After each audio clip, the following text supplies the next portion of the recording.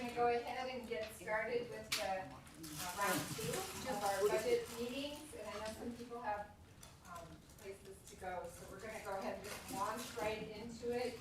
We're starting out with explanation from what happens. Turn your microphone on, Jean. Microphone. Thank you. Sorry. I sound very loud to myself, so I don't know that I'm... Anyway, so we are going to launch right into it, and I would invite Warden Mattson to come up and give us a brief explanation of the proposed UC3 expansion. It's still morning. Good morning. So we've included in our 2024 budget to start hiring right here. Is that, oh, look at that. So we put together a little PowerPoint on where we're at with this. So we included in our 2024 budget to start hiring in the third quarter of 2024 for expansion into UC3. And we're kind of phasing it in where we would first hire 12 corrections officers and 2 corporals. And then that would be followed by additional hires in 2025. And then a final completion of the project in 2027, hiring for the remainder of, I think it's 18 positions to fully occupy UC3. We have the flexibility to operate that floor as an indirect floor without utilizing the direct supervision blocks. And then once we get to 2027, 28, that's when we would be using it just like our existing UC1 with the direct supervision blocks and indirect supervision. So as we sit today, our capacity is 603 beds. When we look at our daily numbers, we would like to stay at 85% of our capacity. We do this for peaking and classification. We try to maintain a manageable population during the week, which allows for an influx of inmates over the weekend. And further on here in this slide, I'm knocking stuff all over the place. This 12-month bar graph really shows where we're sitting. The 513 is our 85% and our 603 is our maximum capacity at the moment. And you can see that we're trending downward. So what we're trying to do for all effective purposes is we're trying to plan 2 years in advance because of the lead time that it takes to hire and train these individuals to work in the jail. I think with our UC2 project, it took us 18 months to hire the positions that we needed. So this is basically, we're looking at a 2-year forecast, starting it in 2024. We've been very vocal about if we can delay it, we're going to delay it, but we want to be prepared. And I don't want to come here at a spur of the moment and say, hey, we didn't plan for this, we didn't budget for this. Here's a huge price tag for all the people that we need to hire. So I want you to be well informed of where we're at. What didn't I cover? So some flexibility that we do have is the top red bars those are our federal inmates.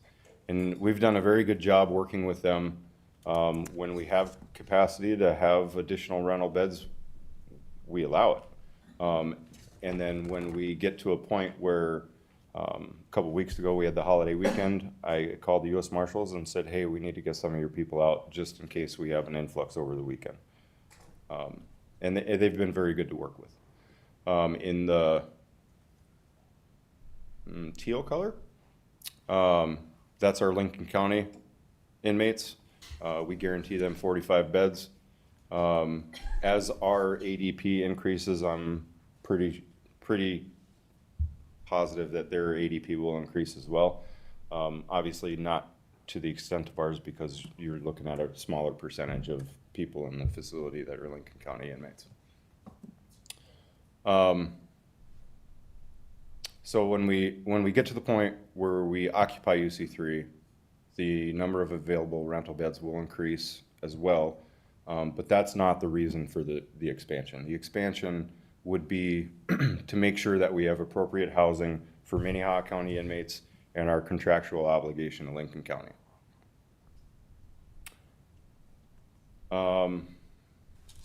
Moving on here, daily census changes. Like I mentioned, we continue to monitor the jail population and how it's trending. I look at this on a daily and weekly basis because we want to stay around that 85%. So the population is manageable. Lead time for hiring and training, I touched on this before. It's about 6 months. By the time we hire somebody, train them, and they're working on their own, it's about 6 months of time. Human resources and the jail lieutenants have worked tirelessly. I've mentioned that before. They've done a fabulous job with recruitment, hiring, and all of our staff that affect the training that we do and training up the new people. They're doing a fabulous job. Our phases of expansion, I touched on this briefly. The first phase is what we're proposing is third quarter of 2024, hiring 14 new FTEs. 12 of those would be corrections officers. That's 2 posts, 6 officers per post, and then 2 corporals to even out the corporals on the shifts. Phase 2 is to hire 13 new FTEs. Those are all corrections officer positions. That's 12 corrections officers, 2 posts, and then Monday through Friday corrections officer. And then phase 3, which we're looking at mid-2027, would be 18 additional FTEs, 4 corporals, and the remainder would be corrections officers. Madam Chair, can we ask some questions along the way? Sure, go ahead. If you can go back up to that slide. This one? Yeah, the phases. Okay. So, I know it helps us in budget for those phase 1 FTEs to be hired mid-year in the sense that they only hit half the budget year. But just taking that out of the equation, just to get your professional judgment on timing, if that wasn't a concern and whatnot, would you want to start this any earlier, or is this an operational decision to phase it this way? At the moment, I don't think there's a need to, looking at the numbers that we have. And that's what we're trying to keep a good grasp on, is where are Minnehaha County and Lincoln County inmate numbers. We have some flexibility with those federal inmates where we would reduce that before we would say, yeah, we need to jump into this. So I'm sensing from you that the mid-2024 is a fairly conservative estimate on your part, but knowing that it takes so long to hire these, we've got to have a starting point at some point. Correct. So I think I'm with you there. And then the only other follow-up question on there is, what's the justification between phase 2 and phase 3? Why are we then so far back into all the way to 2027 for that? Would there be a reason in your anticipation that would need to be brought up sooner, or is that just to make that jump to that much more capacity? It will take a few years to get there. Is that fair? Yes, we're talking about projections, and this is pretty long-range projection. For us, and when we look at numbers and the increase in population percentage that Bill Garnos did, this layout makes sense. It accounts for some additional available rental beds as we move along, and then as those decrease, then we start looking at, okay, we need to go to the next phase. Sure. No, that all makes sense. Thanks for the clarification.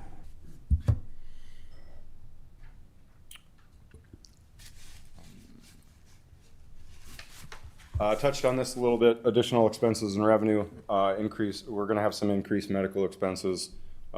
We add more people to the jail, we're going to have some additional medical expenses.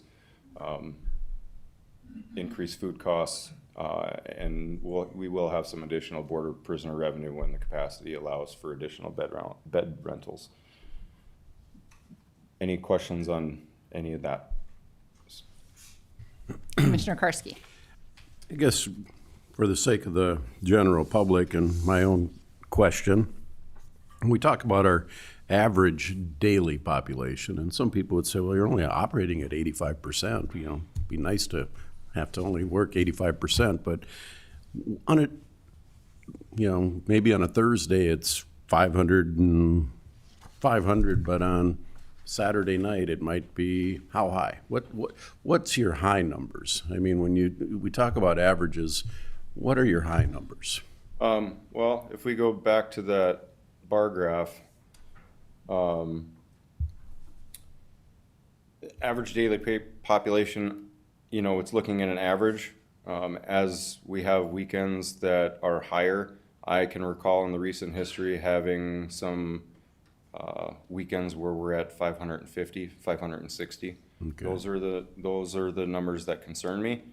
But knowing that we get to Monday, Tuesday, when court happens and releases happen, then we flatten back out to closer to that 85%. When we start seeing a trend where we're inching, you know, steadily above that 85%, then we need to start looking at, okay, do we reduce our federal inmates so we create more beds to make it more manageable? Or is it such a spike that we really need to move on the expansion piece? Okay. So there are times when 600 is really within reach. I would say so. Okay. It depends on the week. I can't predict how many admissions we're going to have on a weekend. Okay.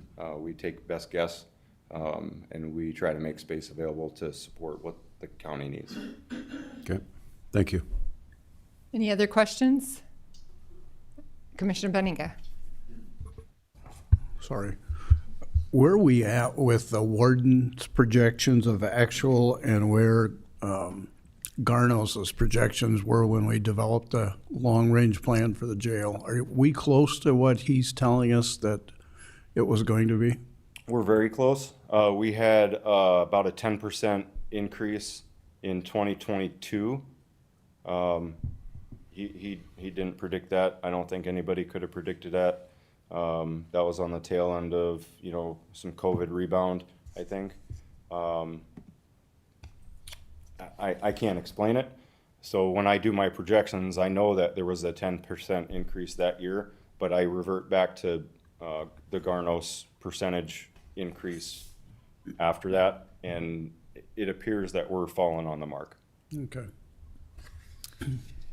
So one follow-up question I'd have to that is, you had mentioned close to the beginning of your presentation that the good news is that our numbers have been trending down a little bit. And when you look at that bar chart, it's really helpful because you can see that then the number of federal inmates that we have is kind of filling that gap. Right. If that trend continues, would you consider pushing back the hire date, you know, maybe instead of June 1st to, you know, September 1st or something?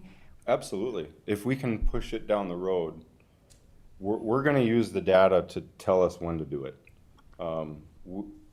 We're not going to expand just for the sake of expansion. Nobody wants to do that. We just want to be prepared. So if we can delay it, we're going to delay it. Okay, thank you. Yep. All right, any other questions? I have one more slide here, and I might need Susan's help with this one. What's that? Yeah. With this slide, we're just trying to share with you the numbers that we have put into those forecast information that you had seen last Thursday. Just that trending of phase 1, 2, and 3 as you go throughout 2024 through 2029. As you move forward within those years, we've adjusted the salaries and the medical and food costs for inflationary factors that you had in that forecast document from last week. And then at the bottom, you'll see we've also put in some additional dollars for increase in board or prisoner revenue for bed rentals. Those numbers are really just an estimate. We don't really have a lot of information to go on as how to put how to predict what that will be. But what you'll see in 25 and 26 is we've put an additional $1 million in for revenue for each of those years in bed rentals. But then 27, you'll see that dipping a little bit lower, and that's just because we're predicting an increase in need for capacity for Minnehaha County, which means we'd have lower bed rentals. And then when your phase 3 opens up, then you'd see an increase. So those are just our best estimates at this point. Those are all layered into the forecast that you saw last week. Thank you. Questions for Susan? Commissioner Karski? Any, I don't know if it's Susan or the warden, but how long does our contract with Lincoln County go, and any discussion on continuance of that contract? I believe it goes through October of 2025. I'd have to double check that though. Okay. And does your projections for growth include keeping them in there or not? Yes, it includes keeping them in. I'm sure Lincoln County will be happy to hear that, so, yeah, okay. Thank you. Other questions? I think it's helpful, this slide is really helpful to show, we're not doing any of this because we're trying to make money off of a jail. You don't make money off of jails, that's not our intent. But we want to be able to house the people that we need to house and appropriately. And we appreciate the advanced planning that you guys have been doing, because this shouldn't be a surprise to any of us. You've been telling us this is coming. It's still breathtaking, but you've been telling us, so. I would agree with that statement. Can I ask one more question, Madam Chair? Sure, then we'll let the sheriff talk. Just one question on general staffing models at the jail. How do you feel, like, if this was off the table and you're just trying to run the jail as it is, how are we with staffing, turnover rates, things like that, just leading into it might be a good thing to ramp up some recruiting? Even if you come to us and say we're delaying this project, there might still be some wisdom behind mid-2024 doing some recruitment and at least getting part of the way there, like phase 0 before phase 1. Just what are your thoughts on that? I absolutely get where you're coming from. We have done continuous recruitment. Even when our positions are full, we continue. If there's quality applicants out there, we still interview them. We build an eligibility list where we let them know that there's not a position available at the time or the position's been filled. However, we like you as a candidate. We'd like you to do the background part of the application process, and we put them on an eligibility list. So in the hopes that when we do have a vacancy open, we can just pick up the phone and call them and say, hey, are you ready to go? Yeah. Appreciate it. Yep, thank you. Sheriff. Couple comments. I really appreciate the work that Warden Mattson has done on this and the assistance that we get from the auditor's office and from Chief Deputy Gromer. And I just want to kind of repeat what Mike said, what the warden said to you, and answer your question about, when does this occur? And if our numbers go down, are we going to move this chart down? And it's absolutely right. That's what we're going to do. In fact, when we started working on this budget, our original intent was to come and talk about hiring at the beginning of 24. Now we've moved that to the third quarter of 24. My goal would be that about, early 24, even maybe at the end of this year, that we may be able to look at it and say, now we can move it another quarter. And as many quarters as we can move it down the line, I mean, ultimately it's going to have to happen. So we want to have the money in the budget for this plan. But if we continue to see, even the Minnehaha County numbers hold steady or decline at all, that kicks a can down the road, but it's helpful that we don't have to absorb those expenses right now. And so absolutely we're not in a hurry to fill the jail. This commission made it really clear that we didn't want to get in the business of trying to make money and fill the thing up and open the floors and bring prisoners from all over the U.S. here. That's not our model, and that's not our interest. And so we'll occupy it as we need. And the nice thing is, you authorize building that jail addition with the whole idea of eventually growing into those additional beds as we needed, and then incrementally hiring additional staff to fill those. So I appreciate the support of the commission, and again, you know, we're asking to put it in the budget for next year, but our hope would be that at some point, we're able to report to the commission that we won't need to hire those in the third quarter, and maybe we go into the first quarter of the next year, or maybe the second half of the next year, we don't know, so. Anyway, any questions for me? Are you going to use all 1,000 of your asparagus plants to help feed the jail? Exactly. Fingernails are a little dirty. All right. Okay. I thank you very much. All right, if there aren't any further questions on the Jail Unit Control 3 expansion, I think what we're going to do is move up item 3, which is the discussion deliberation on staffing requests. Because I know there are some people here who have made staffing requests who have other meetings they need to get to or appointments. And so, Carrie. Good morning. Let me find our way. You'll recall that you had about 20 new position requests. Most of those are for UC3, of course, but also looking at requests in a few other departments.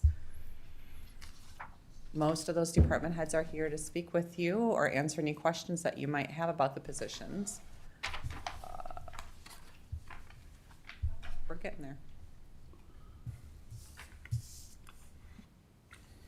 Do you know, were they in this one? Do we have overhead capabilities?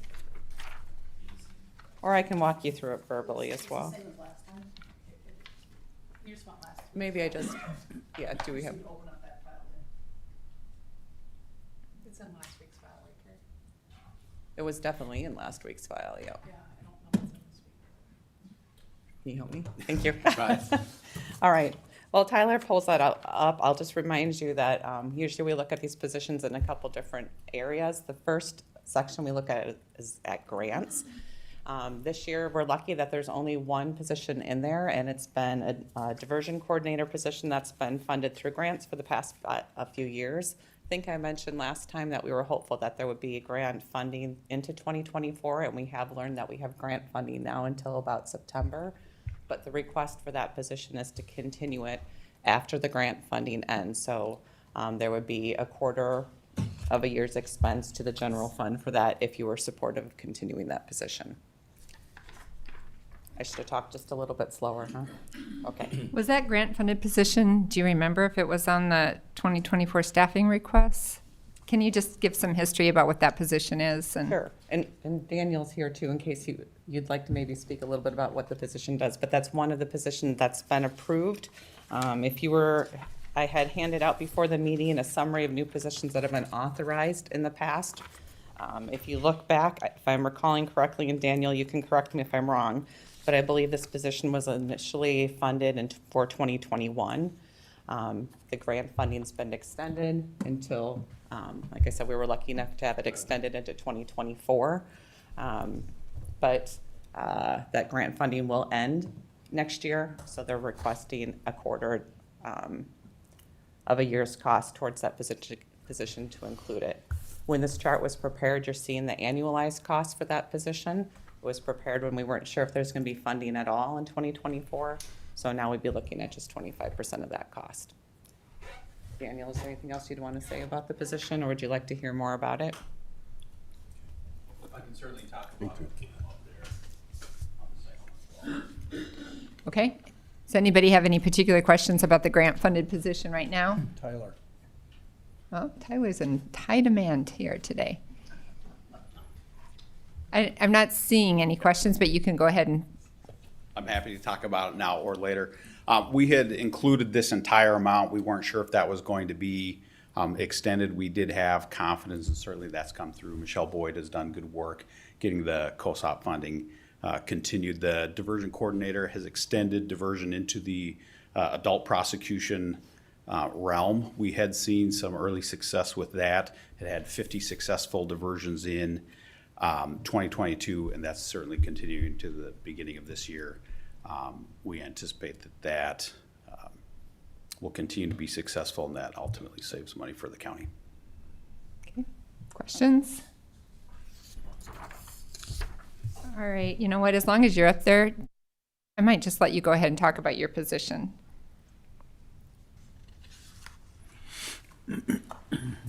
Also requesting a deputy state's attorney. Currently, we are overhired. This commission had given approval to overhire. We had an individual who passed the bar that had been working as a victim witness assistant, so we are overhired there. Ultimately, I'm asking for that to become a permanent position once, I guess, the budget kicks in at the beginning of next year. We're certainly seeing growth in the felony crimes against persons area, whether that's child abuse, aggravated assault, robbery, burglary. I've talked with some of you about the burden that that creates early on with the charging decisions, the victims witness assistance meeting with victims, and then that grand jury procedure. That's all happening before we are having substantive court hearings. That's happening a lot of times before we're providing discovery, negotiating cases. So that's a burden that as that grows, those are also crimes that are contributing to the average daily population, right? When you're talking about those serious crimes, those are crimes where bond is being set and those individuals are sitting in jail awaiting disposition on their cases, just given the nature of those crimes. If we have organized, efficient prosecutors, we're working through those cases faster. You know, so in an ideal world, we have prosecutors who are getting discovery faster, we're getting offers out faster. If we are burdened by caseload and sending an offer, you know, right at the deadline or right before court, that's putting the defense and the defendant in a tough position, right? They either need to very quickly rush through those conversations about that and decide if they're going to accept that, or they might have to ask for a delay. So having adequate prosecutors and getting those offers and that discovery out earlier will help with some of those numbers. I mean, obviously it's not going to stop crime. That's going to continue to grow. But we are seeing, I think, the growth with crime and the type of crime. Earlier this year, it talked about how our felony caseload is now 34% of our total caseload. So even as we see those misdemeanor offenses dip, again, that's a good thing. But as we see the felony increase, that's more burden on the office in the county. That's why I'm requesting that position. Questions for the state's attorney? I guess not. All right, thank you. Thank you. I don't know exactly if the commissioners would like to hear from each new position, or if you have particular questions for people that might be here today. I know in particular the treasurer has an appointment that she needs to get to, so I think I'd invite her up if there's anything she wants to add or if there are any questions for her. Do you want to start with questions, Commissioner, or just go ahead and? Why don't you give your 2-second elevator speech and then we Okay, can. I can do that. Okay, so today I'm just asking for another full-time tax and license technician. And just to kind of give you just a really fast, quick overview, as you've noticed, these last few months, especially if you've seen our lines, have been crazy. Even before the windows go up at 7:30, we've got a line already out to the kiosk, and it stays that way all day long. I'm thinking a lot of it is the expense of the mailing fees that have gone up this year, but the kiosks have been down for like, I don't know, a week to 10 days now. They're finally coming back up, but of course it's right at the most critical time. So that has been an issue. But right now we've got our 12 windows, and we've got two part-time. I've been trying to hire a third part-time person, but I'm finding that's a little bit more difficult than I had anticipated. I've got 2 that are doing very, very well. I have trained, I think, 3 now, that one found a new job, and then the 2 that after we had trained them decided this just wasn't what they wanted to do. There's a lot of information that needs to be learned in a short amount of time, and when you're part-time, they just can't seem to gather that information fast enough, and they get discouraged, and then they are out the door.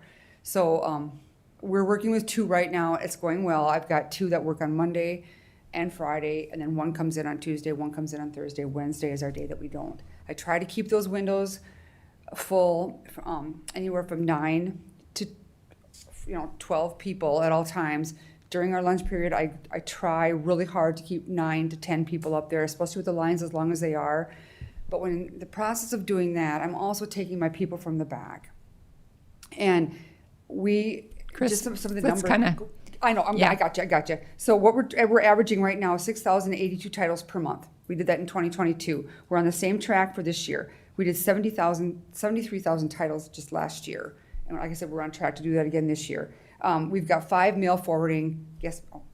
Okay, what do you want me to say then, Judy? I wanted you just to do a 2-second elevator speech, so I didn't want you to do the, Okay. so why don't we, now that you've Go set ahead, up fine, what that's the fine. issue is, so are there any commission questions? I've got a Commissioner clarifying question. Clipley. Yes, sir. So you talked a little bit about the part-time positions. Yeah. Are you folding those in at all, or is this trading into part-time for a full-time, or is this a true additional request? Just to clarify what So we're this asking. is a true additional request, but as far as the part-time goes, I don't think I'm going to go ahead and hire a third part-time just for the track record that we've had right now. I'm gonna keep my 2 full-time or part-time, and if one of them decides to quit, then yes, I would like to probably turn that into a full-time if at all possible. Does Okay. that answer your question? Yes, just Okay. good to have the heads up on that, and I think you're just learning the practical lessons of what's the right type of worker to Right. fill your needs. Yep. But yeah, thank you for clarifying. Commissioner Karski. Did I hear you correctly when you said that because of the conversion to the new license plates, that there's more people coming in than there have been? Because they don't want to pay the mailing fee for the, Correct. okay, so, do you have an idea of the numbers this year compared to last year, number of people that are using the kiosks, or, percentages doing that, mailing in kiosks versus coming in? I don't have a number for that, but I do go out in the halls and I ask them, especially I did this last week, the last 2 weeks, I ask them how many people here would normally use a kiosk rather than come down here. I get a few hands, but not as many as I thought. Okay, okay. And you'd mentioned the kiosks. Can you just clarify, we don't maintain those kiosks, it's the Correct. state. So it's been a state issue that's caused the kiosks to State be issue. down. There's a number on there that we tell our customers to call when they have an issue. And then the kiosk, that company tells them to call the state in turn tells them to call us. They come to our window. We can't help them because you have to wait 24 hours. Once you try to do a transaction and it freezes or you can't get through, it takes 24 hours for that to clear, their information to clear, so they can start all over again. So they're trying to come to our window to do the transaction and we can't help them. We're turning them away. Is there somebody at the state you can work with to try to? We're in contact with them, but even those, they can't do anything about it. It's a private company. Other questions? Okay, thank you very Oh, much. I Go ahead, do have Commissioner one. Komarski. So you have 2 part-times Yeah. currently. Yes. Do you want to get rid of both part-times go to 1 full-time? I mean, is that on the, Oh, I would love it all. I would love to, honestly, I'd like to keep my part-timers. They're very beneficial. I don't know how long we'll have them. That's the only thing. okay, But if I do, like I said, if I do lose those part-times, I'll probably just turn it into a full-time for the fact that it took a long time to get the 2 part-time that I had. do they work at the same time? Yep, 11 to 3 Okay. are our busiest So you hours. do, that way you get more coverage at the Correct, windows yep, that way? yep. Okay, thank That you. is correct, yep. Other questions? Well, thank you for being here. I know you have a busy day. Okay, I think I would just be open, since we've been giving other people time, I'll be open to have each person with a new position request come forward, do a 2-second elevator speech, give your opportunity for the commission to ask you questions. I'm going to just go ahead and go down the list as we have them listed here. So equalization. Yeah, thank you. Very quickly, obviously, Minnehaha County is growing. Our staff numbers to the parcel counts are declining. Currently, right now, I just ran numbers this morning. We have 77,370 parcels. Taking out vacant lands, which is our vacant residential, our vacant commercial, or agricultural. Those don't require a lot of our impact from staff. That's 8,323 parcels. The thing to keep in mind with those is about 20 to 30% of those vacant parcels today will be improved through building permits. That does require our staff. Lessening that down is 69,047 parcels divided by our 23 staff full-time is about 3,002 parcels per employee. IAAO standards indicate 2,500 parcels. The standards do say as your jurisdiction grows larger, you can absorb more through scales of economy, up into that 3,000 range. So if you look at that, we're not too bad. The problem is we're big for South Dakota. This is a universal thing. They're talking California, where they might have 1.5 million parcels, things like that. So we are small peanuts in the world of these standards. Taking the standards. Okay, Chris, I think we can. I'm sorry. I wanted you guys to tee up the issue Yep, and then all right. let the commission just ask the growth. questions. I mean, so. just last year alone, we added 1,700 new parcels. Our numbers of parcels are growing, improvements are growing. Our staff, I'm not shooting for the moon. I'm trying to keep treading water. That's my pitch. All right, Commissioner Karski. So Chris, how many appraisers do you have and how many support staff do you have? We've got 14 appraisers that go out active. The rest are myself and Kyle, which we are certified to go out, and we do fill in at times, but the rest of it is support staff. So what is that number? 23 less 14, 8 Eight or support nine? staff. I mean, and I hate the term, national standards and averages and that type of thing, but have you looked at the positions and are more, instead of going to the highest paid one, an appraiser, the support staff, can we take more off the appraiser's plate by hiring support staff? That would be a lower paid position. It would. Right now, we are sitting very good on support. If I were to have a vacancy in my support staff, I would probably not request to fill that. I would request to fill that as an appraiser. Where we're falling short is the boots on the ground, going and having the time to measure and review properties. Again, review hadn't been conducted in 20 years. That's a real shortcoming. We're looking at 6 to 8 years. Again, standards, they say we should be reviewing every property physically every 4 to 6 years. I don't have the people to go out and accomplish that right now. Fully staffed, we would be looking at 27 to 28 full-time employees according to the standards. I'm not asking for that. I'm just trying to maintain our head above water and keep up with the growth that we're seeing. Okay. Other questions? All right, thank you. So next would be the public advocate. Thank you, Commissioners. Julie Hofer, Public Advocate. Just a couple points to make. I'm going to first continue on my annual report that I presented not too long ago. I'm requesting the legal office position because there are changes that are being made within our system that causes our attorneys to spend more time traveling, causes them to spend more time filing things. Although it's an efficiency for other departments, it puts more burden on them. Second, just as the jail is talking about, just as Daniel was talking about, those numbers that go up, they affect our offices as well. That just doesn't happen in a bubble. If there's another 100 jails at the bed, those are cases we have to be taken care of. Third, I would just say for the last couple of years, we have 7 attorneys in our office. Under the standards, we should have 10. I'm perfectly fine where we're at. I carry a full caseload. I'm fine with that. All of our attorneys have substantial experience, 15 to 30 years experience, so we can do that. At this point, though, I'm seeing them having to do managerial secretarial work because of filing, because of things like that. That's why I'm asking for that position. All right, questions for public advocate? All right, thank you. All right, thank you. And so the last one will be the public defender. Is Tracy here? Yeah.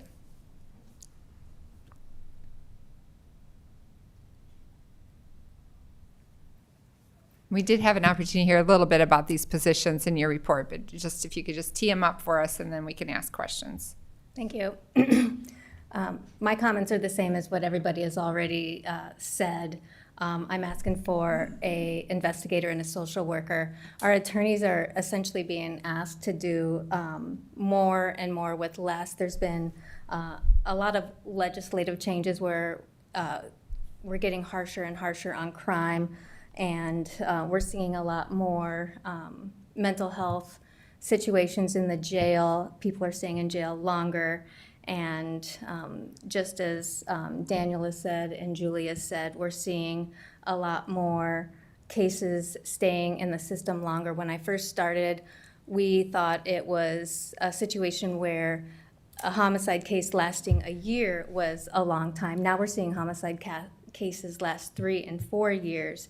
And that's because they're taking longer and longer to process because the attorneys are doing work they shouldn't be doing. Getting records, getting medical records, doing their own investigation. Turnover, when these attorneys are getting worn out, every time a case has to go to a new attorney, it starts over. Every time we discover a conflict because they didn't realize it in the beginning by the time they got through all that discovery, then it starts over in Julie's office. We shouldn't be having attorneys do administrative work. It's not efficient. So that's why I'm asking for these 2 new positions.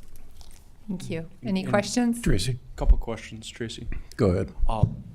On the investigator, I'm very supportive, and you're coming from a baseline there. You have 0, correct, investigator. You get some investigative work, but it's more ad hoc, contract-based, but you don't have a full-time employed investigator in your office right now. Correct. On homicide cases, we will hire outside investigators, and it's retired county employees from the Sheriff's Department. Brian Moore is one of them, and I can't remember the names, but they are retired Minnehaha County Sheriff's employees. Sure, and so I think that's a great need and would show some return on investment as far as efficiencies. I'm a little more skeptical on the social worker standpoint. Maybe can you just explain what would that person be doing on a day-to-day basis? Sure. On serious cases, we have hired as experts mitigation specialists, and those costs run in the thousands and thousands of dollars. One bill is like $11,000, and then I'm sure the commissioners have seen sometimes they're up to $30,000, and we only hire those on like homicide cases, but they get like medical records, they do investigations out of state.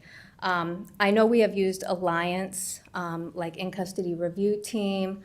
They do a lot of the assisting and getting help with bus passes and clothes. That's not the type of social worker we're talking about. These are specialized, trained social workers that are uniquely trained to work in public defender offices.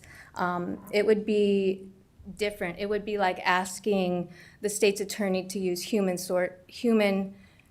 services instead of their victim witness assistants, or asking them to use IT instead of their specifically trained discovery specialists. I follow a little bit of that logic, but still reserve a little bit of skepticism for potential further follow-up. And they're protected by attorney-client privilege. Sure. It would stay within our file, and they could not be called to testify. Okay, yep, that's all important. I know Commissioner Karski had something, so I'll defer back. No, you nailed the 2 questions I had, but I just as a follow-up, from what I heard you say is that you're already paying some professional services to do both of these. So I'm anticipating that you would probably see a reduction in other parts of your budget for professional services and that type of thing. Is that reflected anywhere? What are we doing? I don't think that we would see a reduction necessarily. In one aspect, I do think we would, where I see this is going to fill a gap is we already have attorneys also doing this work. National standards say we should have 1 investigator and 1 social worker for every 3 attorneys. So this would actually be playing catch up. Right now, we have attorneys doing these duties, and we are only hiring these special positions for homicides. Unfortunately, we have had some habeas cases in our office, and we have had turnover because attorneys are doing these duties that they shouldn't be doing in addition to having excessive workloads. Attorneys cannot testify to what witnesses have said. They shouldn't be performing this work. Other questions? Commissioner Blyenberg. I was just curious if you could give us an update. A while back, you were here and we talked about a part-time position. And I'm not sure if I missed it, but do we have an update on that? Like, is it filled with the full-time? It is, and she has started. Thank you. Other questions? All right, thank you. Very much appreciate you guys all being available today to visit about these new positions. Thank you. As a lot of you know, given all of our statutorily mandated responsibilities, some of the things that a few things that we really have much input in on budgeting are new positions, new vehicle requests, and then how we manage the costs with opt-out. And those are probably the three things we're going to talk about, spend the most time talking about today. Carrie, I don't know if you had anything you wanted to add before we started talking about which of these positions we want to go ahead and add. No, I will just mention that I handed out before the meeting a list of each department other than the sheriff's office that's making a request. The number of new positions have been approved for them in the last 10 years.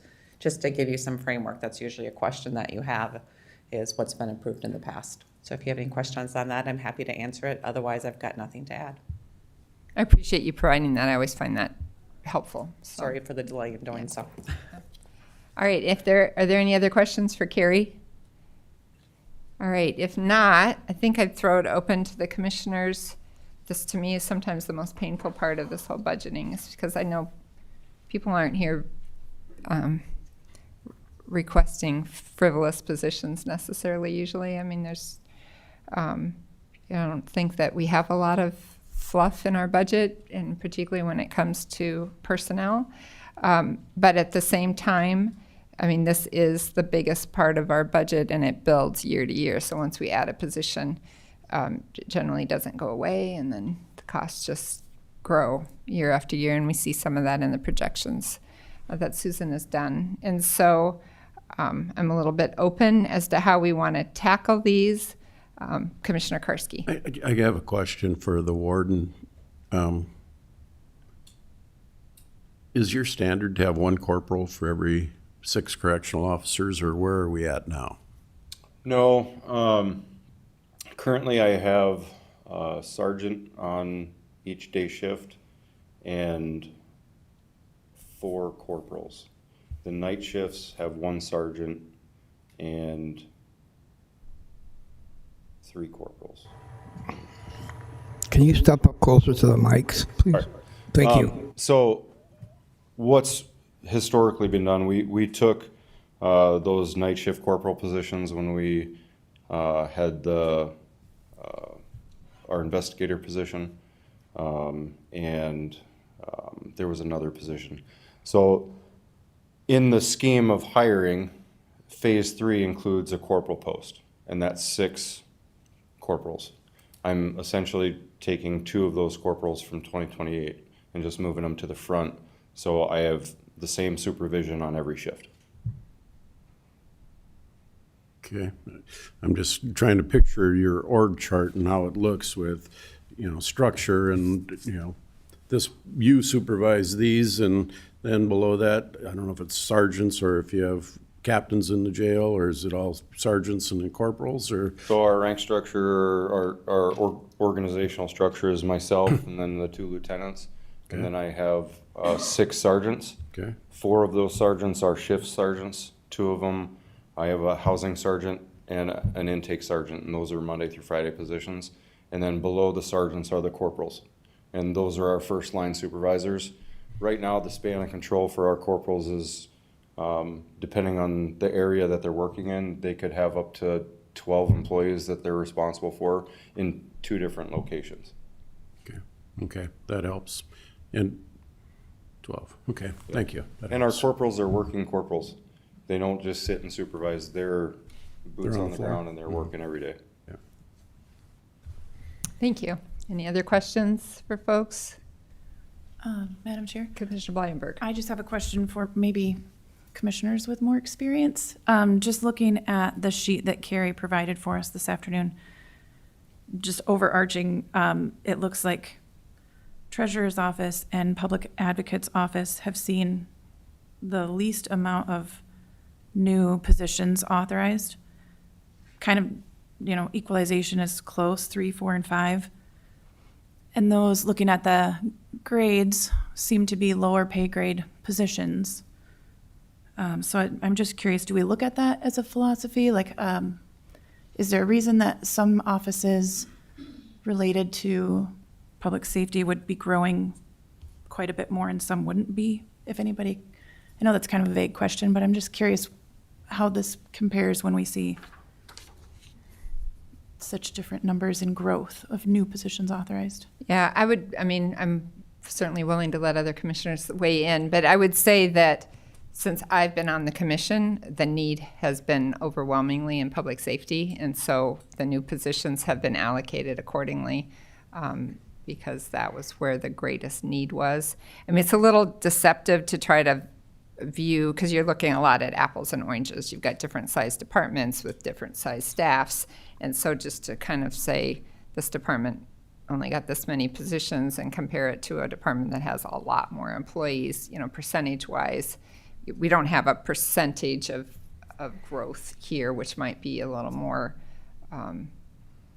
reflective of the kind of analysis that you're kind of doing. So I don't know if other people have other things to add to that, or Carrie's coming forward. She has something to add, maybe.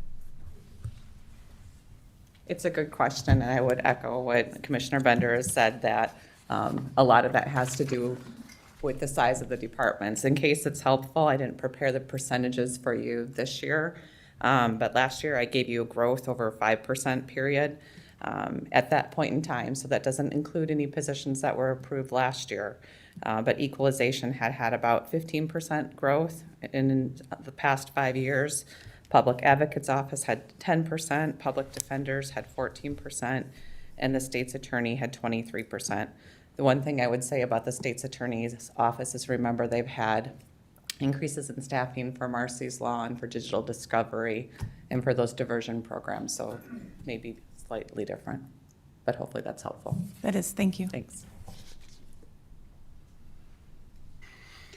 Commissioner Karski. To kind of kick off the conversation a little bit, I guess, about staffing, I truly appreciate it when my department heads come and say, I want to hire at the lowest possible level that supports my senior staff, the ones that are the boots on the ground, for lack of a better term, maybe. But I am not convinced that at this point putting an additional person in the treasurer's office is the right thing. I mean, I understand the maybe the busyness down there because of the something that happens once every 5 or 7 years with new license plates. So, I mean, if people want to stand in line instead of spending an extra $5 for their license plates, get them mailed to them, I guess, that's a choice they make. But I can see adding a person that's going to be in perpetuity, or position that'll be there for that long, just based on a 1 year, in my mind, need. So I would scratch the treasurer's office position. I personally would be supportive of that as well, recognizing we're making hard choices. Yeah, I'll just put in a comment that I think until just recently, I would argue that position is probably Treasurer Swanson being a victim of her own success. I think we've had a lot of good reviews down there that things have gotten better substantially in many ways. And maybe, I guess I haven't noticed it personally, but I'm hearing those anecdotes but maybe this is just kind of a passing item. So yes, if we were rank ordering these, this would probably be more towards the bottom of my priorities. So I don't know, Madam Chair, if we have a formal way of, again, Jen and I are new, so is there Frequently, we kind of try to operate by just consensus if we can. Okay. So unless there's, Commissioner. Yeah, if that moves the conversation forward, I'm in concurrence with Jean and Dean so far.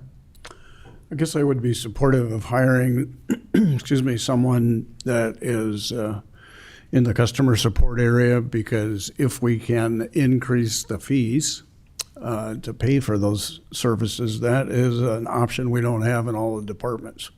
So unfortunately, that's kind of the window where everybody spends most of their time as a taxpayer, and frankly, that's where we get most of the negative feedback.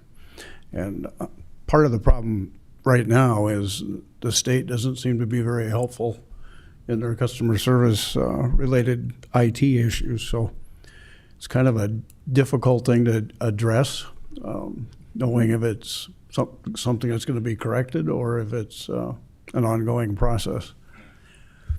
I, however, think that they do an excellent job, and I don't think that the price tag is out of line, to be honest.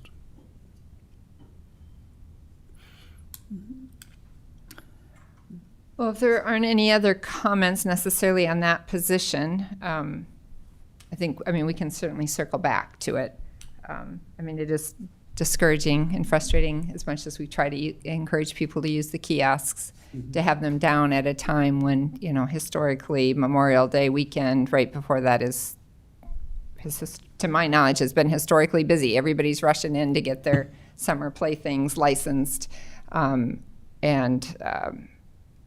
But it didn't sound to me like the treasurer was making a case that overall transactions were up. It was just a question of whether they were doing those transactions via mail or, you know, via standing in line. And as Commissioner Karski said, that's a bit of a choice. I'm not sure that we really are going to generate a lot more fees by having somebody else there. I think it's just more a case of how quickly those taxpayers get through, which, I mean, I would certainly generally in favor of of customer service, but there are options out there for folks. So, all right, to kind of flip the conversation as far as lowest priority to highest priority, my higher priority would be the jail. I think that that's something that we've had on our horizon for a long time, and it is, like I said, breathtaking how much a position costs, but that has been in our long-range plan since we added the addition.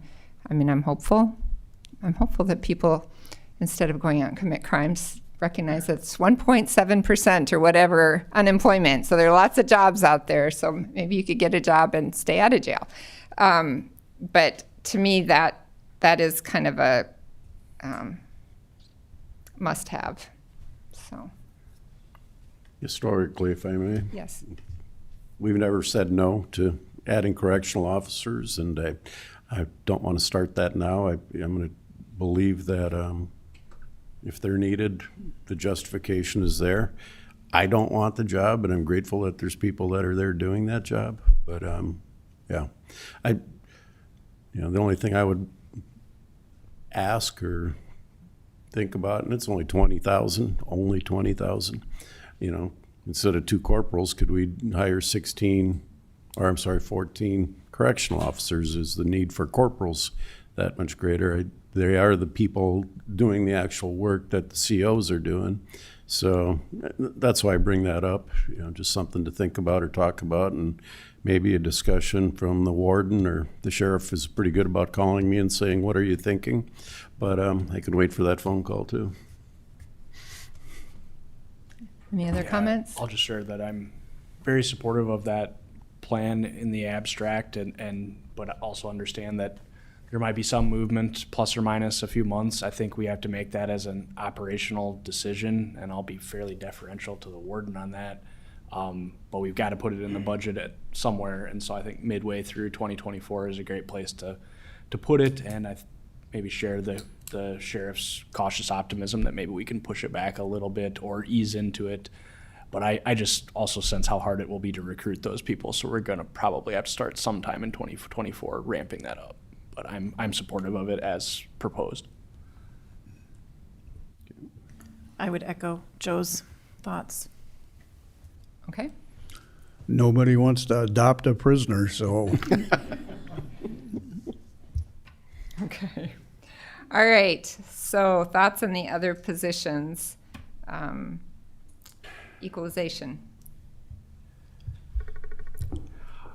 Madam Chair, I'll say I'm in support of that position. I guess going through our first round of equalization hearings, hearing all the different types of information you get back from taxpayers, I think trying to take one arrow out of the quiver of complaints of you haven't been to my property ever and seen it. I know that we give them that opportunity as part of the appeal process. We contact them. But I think being able to say systemically we're on a pace to review these parcels in a reasonable number of years on a rotation. And I don't think the existing staff, I don't want to set them up for failure. Not that I'll necessarily approve this every year, but we are growing steadily.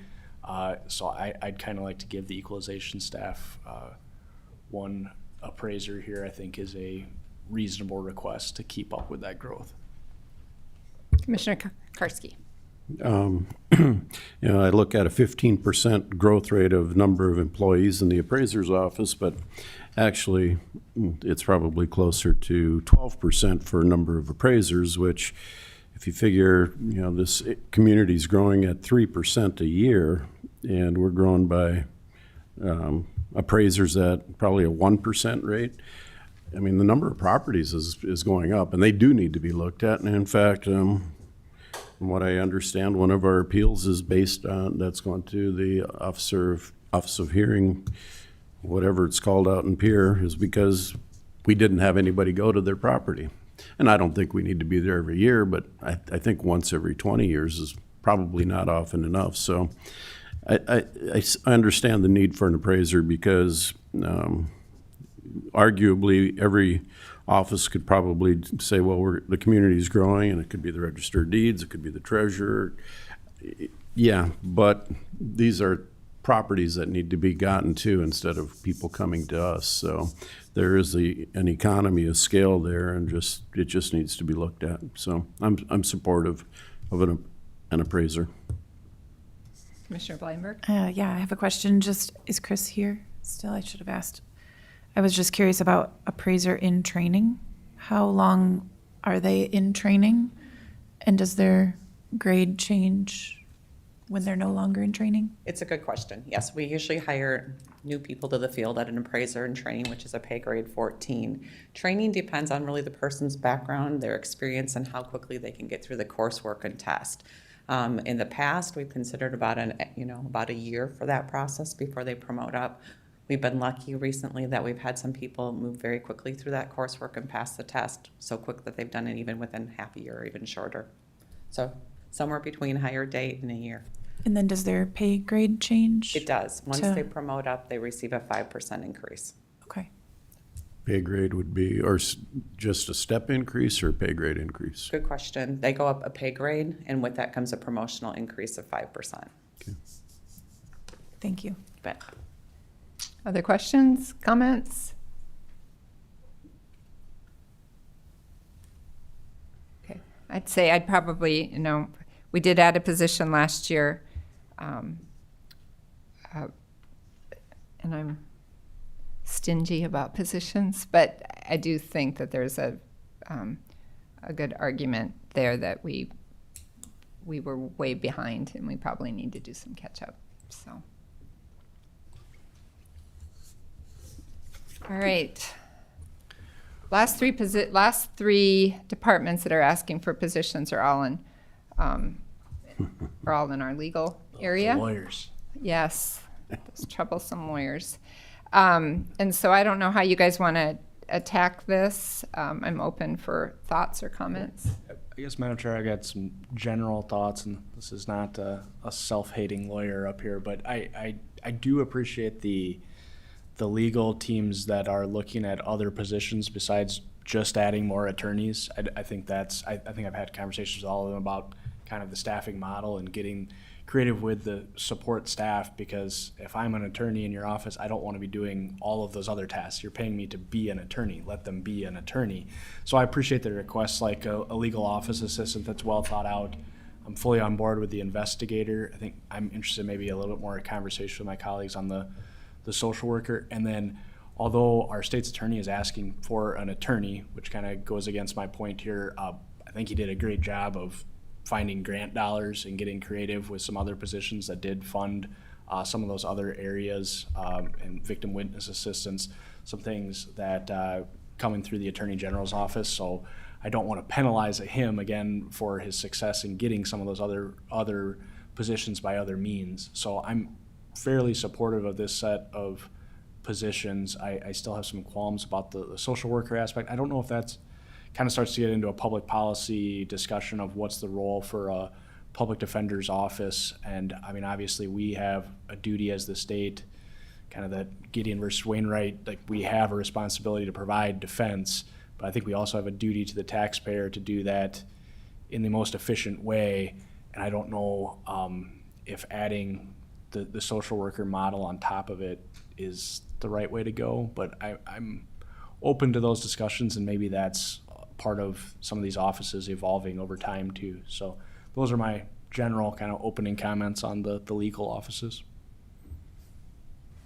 Other comments, thoughts? Commissioner Karski? Yeah, from the public advocate. What is your number of attorneys, LOAs, other staff? What do you have right now? Sure. We have 7 attorneys, including myself. We have 2 paralegals and then 2 legal office assistants. Okay. Yeah, Thank you. you're welcome.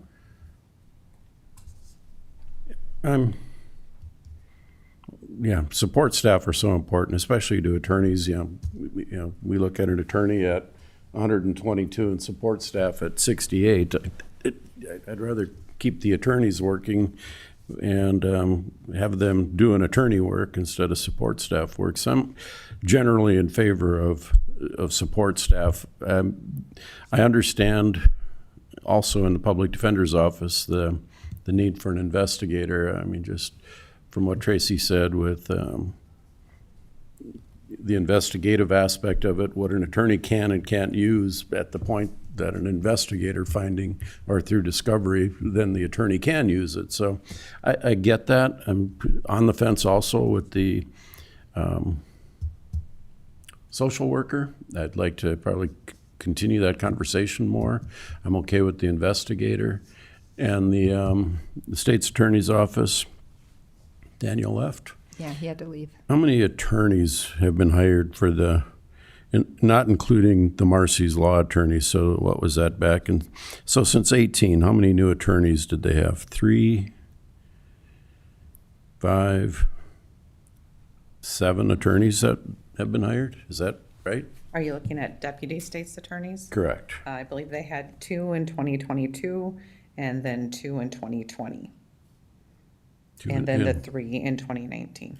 And 3 in 19. But I admit, I don't know exactly how they've been allocated. Okay. I think Marcy's law really affected more the victim witness assistance. Yeah.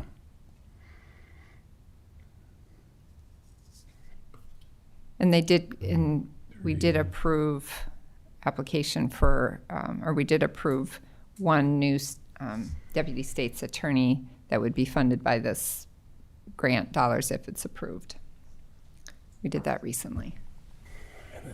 And Madam Chair, one other clarification, kind of on behalf of Daniel here to keep in mind, was that this is not really a net new person to his office. If I recall correctly, we authorized an overhire of someone who was essentially a paralegal or victim witness assistant.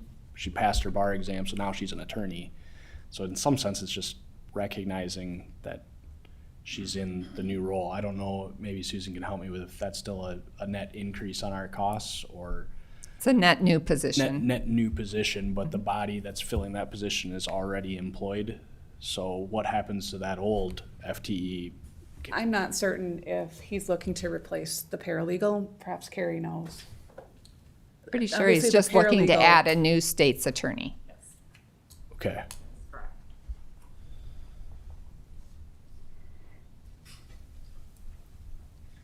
Just to clarify your question, though, I mean, the goal whenever we've ever had overhires is that additional cost will be absorbed from salary savings. It's very unusual not to have some level of turnover in a department that size. So the intent is if there were another attorney position that became vacant, then it wouldn't be filled, and then salary savings turnover covers cost. Okay, that clarifies better. Thank you. Thanks.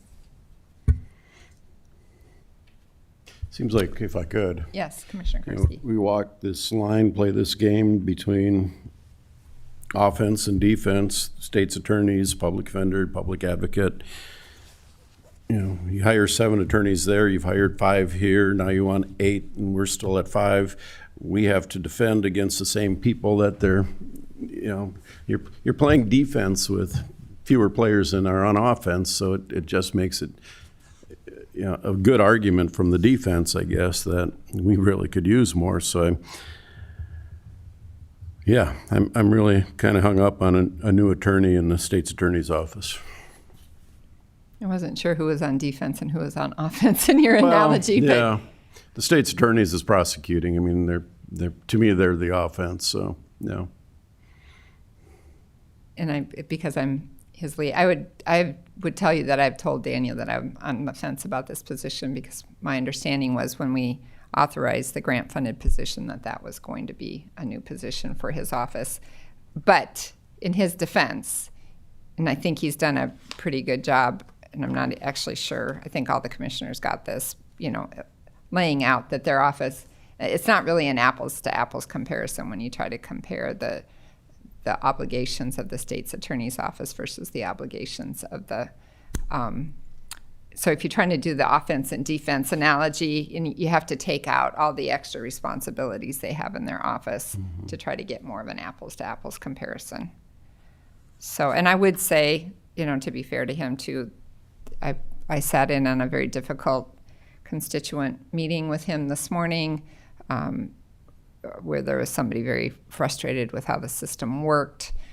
And he would say that some of that was related to the number of balls that his office has in the air. So, you know,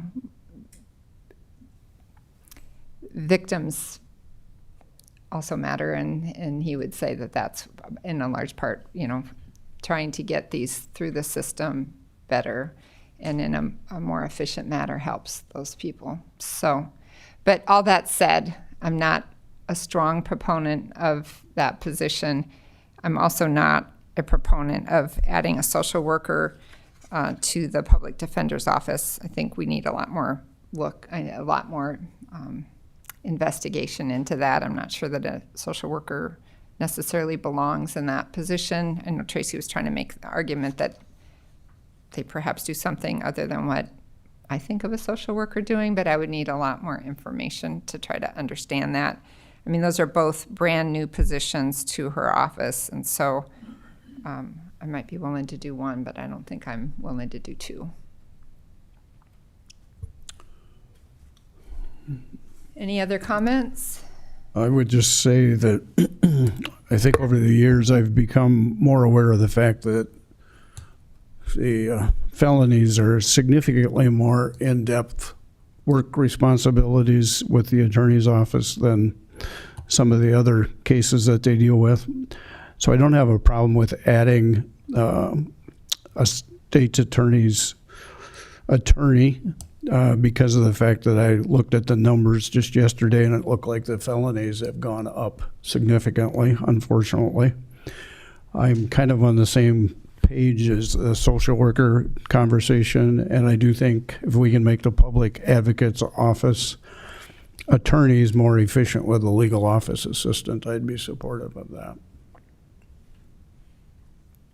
Okay, so my rough tally would indicate more or less by the conversation we've had so far that we would be authorizing the equalization appraiser and training position, the public advocate's legal office assistant position, one of the public defender's positions, likely the investigator position. They're both at the same pay grade. The positions in the jail, and then I guess maybe I didn't take a good count on the state's attorney's position. That seemed to me the new attorney in the state's attorney's office. I think it's 2 to 1 right now. 2 to 1. And the rest of you want to weigh in then? You have me down in the 2. I'm in favor, just to clarify.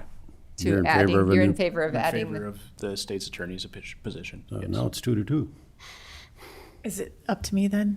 That's my turn. It's like the pipeline. You Yep. could go out of the country and we could bring it back later. So Well, I did get a chance to talk to Daniel, and so I think I understand the need. And as Commissioner Bendiga said, with felonies increasing, that makes sense. It's just hard to look at where we're going with the budget going forward and thinking, how much can we postpone a year, or, you know, where can we continue? But I don't know that this is the right place to try to decrease those costs. Okay, so tentatively, we have the state's attorney's position in. Yes. Okay. Susan, did you catch all that? Okay. So why don't we move forward with that, unless there's anybody that has further comments on that? And then we can talk about next item, Carrie. I'm going to bring us back real quick to the grant-funded position. Oh, yep. Any concerns about that being permanently moved over to the general fund for the final quarter of 2024? So the state's attorney's office would be getting, currently they have an overhire, correct? Or is that overhire? If this position were authorized, they'd become even. If the deputy state's attorney position, the one that's tentatively in, is funded, that would make them even. So- And this position would just retain somebody who's been has been employed for the past few years. So this is an ongoing, continuing grant through? It's the COSAP grant. Yep. It's Okay. for the adult diversion coordinator. Okay. Who, where's our feedback? Who's kind of reporting back to us on these diversion coordinators' effectiveness and results and that type of thing? What does it mean for us? Who's in charge of that? Well, Daniel did talk about it earlier today. I asked him a question about it, and his perspective was that they've been very effective, and that in 2022 they resulted in a number of adult diversions. Now, Michelle Boyd, I believe, has some, I don't know if she's not have anything to do with adult diversion anymore? She does, but she's not here. But she's not here, yep, okay. So, I mean, I guess we're trying to keep people out of jail with this coordinator, you know, on a daily rate of $100 or 107 or whatever the magic number is a day. You know, how many people are we keeping out of jail times 365 days would be interesting to learn kind of that simple math. But I've been accused of using simple math way too often, but it would just be interesting to know, you know, how well these positions are actually working for what we intended them to be. So, okay. So the state's attorney's office, in reality, we're just converting that overhire to a full-time. Am I understanding that properly? Correct. So Okay. the total number of FTEs they have right now with the overhire would become the regularly funded Okay. amount of FTEs. Okay. And this position already exists, it's just grant funded, okay. Yep. I'm okay with it. It is, you know, just a case in point of how we have to carefully consider when we approve grant-funded positions, because I don't think in my tenure here we have ever eliminated a position once the grant funding went away. And so it is a significant decision when we do decide to approve the initial grant. You know, they always sound very attractive because they sound free, but then they become not free. So, okay. Is anybody opposed to this? I'm certainly not. Okay. Okay, then the next item for you on the staffing is really about an elected official compensation. Just as a reminder, there's nothing currently in the payroll budget or the budget overall to increase salaries for either commissioners or elected department heads. We make this a part of the discussion every year for budget, and I've provided you data, as you remember from the budget briefing, to give you an idea of equity and comparisons with external staff. Because we've had, as part of past conversations, sometimes the commission has looked at this and tried to set a salary this early in the year. Honestly, the last couple of years, it is difficult to do this mid-year. The commission has chosen instead just to put in a percentage as a placeholder in the payroll budgets. And then they have the conversation, or you've had the conversation later in the year about what salaries to actually set for the upcoming year, usually in late November or December. Sometimes that's been a little bit more than what was put in the budget, and if so, they absorb it through salary savings. Sometimes it's been a little less, but often that number's been near at the same amount as the matrix adjustment. So we're looking for direction from you on whether or not you want to take a similar approach this year. And if so, if you want to match the 5% that's in for the matrix adjustment or do something else. Commissioner Karski. You know, I've year over year said that we owe our department heads and our elected officials the same increase that we give to every other employee. So I'm in favor of 5% to budget 5%. I mean, last year, the only ones that we don't treat equally is probably ourselves, because we're giving ourselves raises that are half to 2/3 of what we give to everybody else. But that's okay. I'm not doing this for the money, but these are full-time positions, and I think it's important that we maintain that corridor between what we pay our regular employees and our elected officials.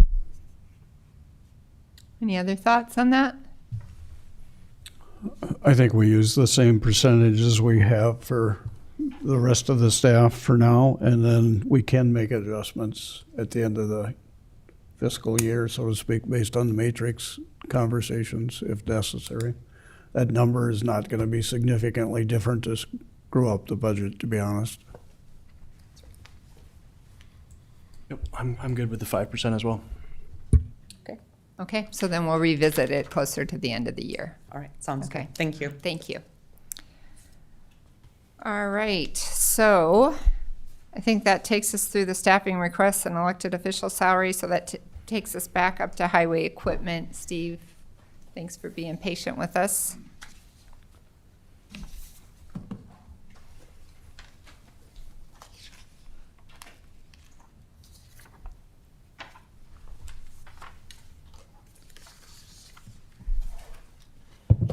Good afternoon, Steve Rowan, Highway Superintendent. I was asked to get some information together. I know Gerald wanted a list of all of our equipment and years and a couple other questions, so we kind of buried you with some paperwork. We don't need to go through all of it, but I know at least all of this is available. This is all the equipment that would qualify for future purchases, the years we're planning on replacing them, but anything more than a couple years out is open to how our needs are and how the equipment's faring. And just since we did have a little conversation about possible centralized fleet, we threw all the vehicles that we're aware of for all the other departments outside the sheriff and the jail, if you want to go through those at some point. The next item is what we have proposed for our 24 replacements and then what it was replacing. This gives you an idea of the age of the equipment we're replacing. The Snow-Go here actually was approved to be surplus a few weeks ago, and actually we were doing our Purple Wave auction today. We're having fantastic results, and we got, I think it was $5,000, $4,000 for that old blower. We're pushing $100,000 today on net proceeds from the auction. We had budgeted $10,000 this year, but knowing what was going, we were hoping to be in that $45,000 to $50,000 range today. I think Commissioner Blyberg asked what our historic and what our usual equipment purchases are per year.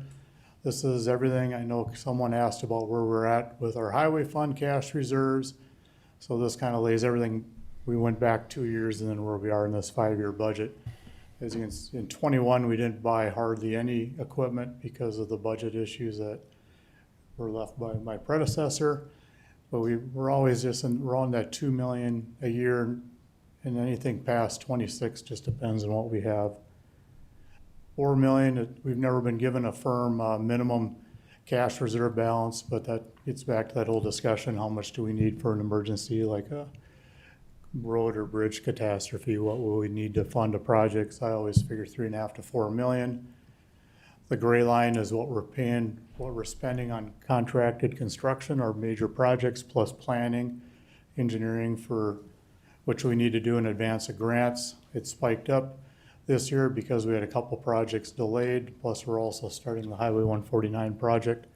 And we're also spending some money on consulting fees to get engineering to a point where we can apply for the federal grants and the state grants. There's work you have to do. It's a pay-to-play system where you have to have certain information done just to do an application for state and federal grants.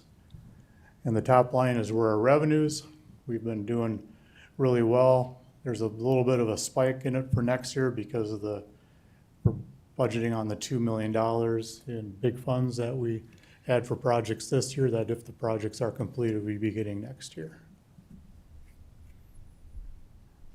So go back to the equipment here. Commissioner Bleinberg asked if we had something on the hit list that we wouldn't prioritize as much as the other. Number one would be the crack ceiling trailer, because we would like to bring that in-house. It's something even my predecessor was looking at doing. If we don't, we can continue to contract it out. I guess the second item begrudgingly would be the dozer. It is a need, I believe, but I feel with our revenues this year and the way the highway fund, if we're ever gonna get one, this would be the year to do it. Any questions? Can I drive it? We'll take it out to the gravel pit for you. I guess my only question, and it's maybe not a question, but more a matter of policy. It seems like, you know, your vehicles are funded through a fairly robust budget with that highway funding. I mean, your funding is very firm and Yes. stable, which is good, You know, the concern I have is with the other departments and driving a vehicle till the cab mounts are so rusted out that it's going to, blow off on the road and that type of thing. And, when is a reasonable time to ask? And not to pick on you, Steve, but, is highway department able to replace vehicles, that maybe don't need to be replaced, and other departments are just really kind of dragging it along because of funding and just waiting until that you just can't breathe any more life into a vehicle, So I'm just trying to look for that, I guess, sweet spot of, how do we be fair to everybody? Actually, if we were gonna look at it purely financially, based on the pricing we get, we take example, the pickup that facilities was able to get authorization for today, and the Charger that the jail was able to get, we worked with both of them. We're able to secure the vehicles at a real reasonable price. If you look at the pricing we pay and what we get in resale, actually our sweet spot would be 5 years. Is where we benefit the most financially. You're mostly under warranty, so you're not gonna have the big ticket repair items. But the county's policy here, it was also where I came from before, heavy equipment, salt trucks, things like that. It's that you want to be in that 9 to 10 year range just because of the wear and tear, the corrosion from the salt. Same thing with our trucks. We get to that 10-year point, 150,000 miles, you start having more major repairs. It's before you start spending thousands and thousands of dollars. And it's not so much that as much as being able to count on the equipment when you need it.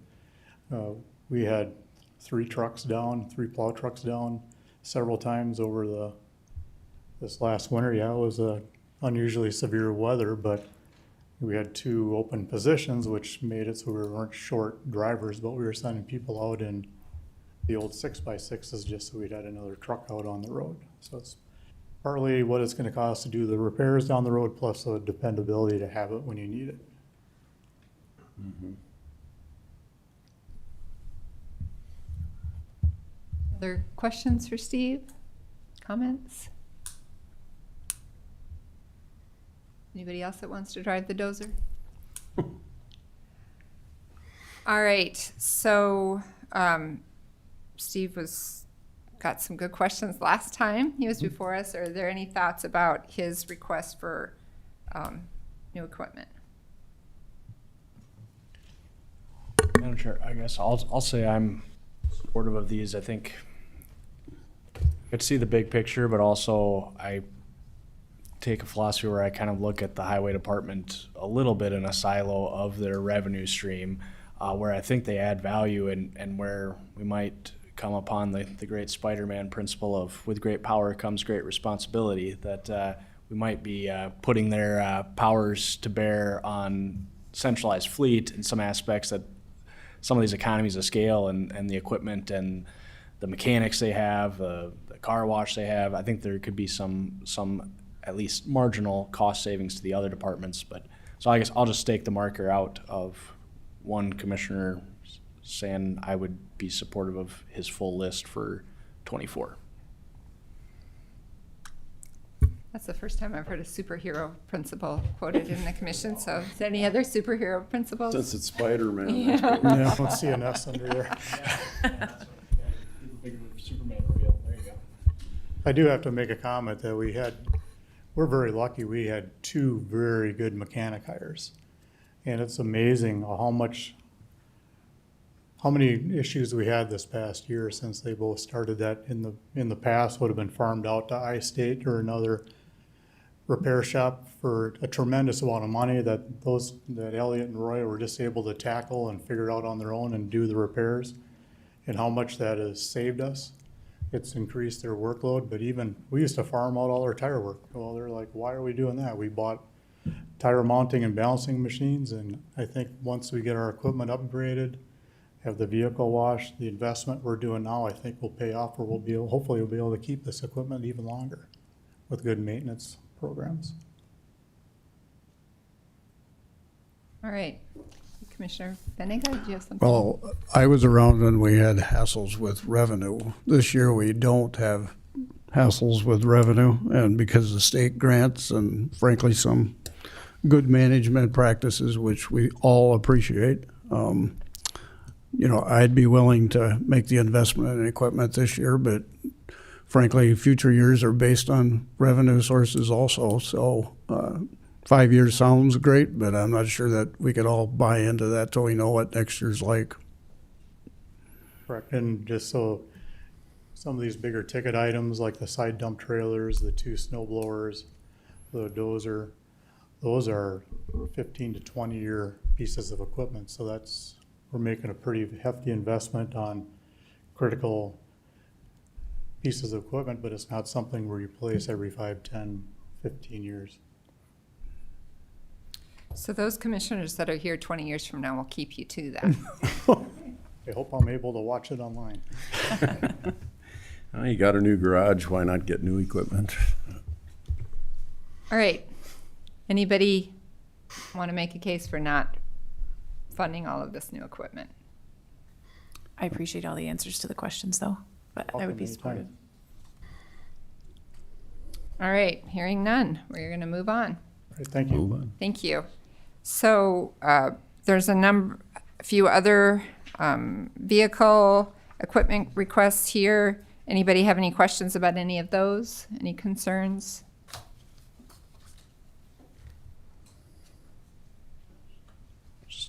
Just ask Mark on the facilities ones. Not that I'm not supportive, but I think I kind of got the debriefing that some of these other ones were very regular, like the equalization vehicle goes because we did the position. The sheriff has, similar to highway, has just a very regular schedule. So obviously supportive of those. Just want to hear what the difference is or what your particular request is, Mark. So it's a 1996 Chevy Lumina car. And so with the additional properties, we're doing more work up at the highway now. Excuse me. And so it's getting to the point where we're having to coordinate work around vehicles just because we don't have another truck. So, and in the wintertime, we have plows on a couple pickups. Car can't be driven that much. So that's why I'm requesting it, because it's getting to the point where we got to coordinate work around it. Yep. So you can't put a snow plow on a 96 Impala? Nope. No, okay. Yeah, not that I found anyway. Other questions about any of these vehicle requests? I had a few questions about the emergency management vehicle, but had an opportunity to visit with both Jason Gearman and the sheriff. Oh, Based on our cars, quick. okay. All right. You said you don't need them after all? I know it shocks me that I'm volunteering. But I just want to touch, we've had a chance to firm up our car request a little bit. Part of that is through this historic lease arrangement we've had with Sioux Falls Ford.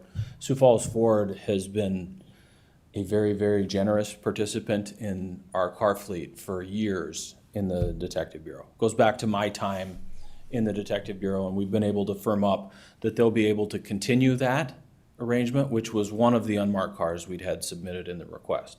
So with that, I'd like to modify that a touch. So we'll still be requesting the 6 marked patrol vehicles.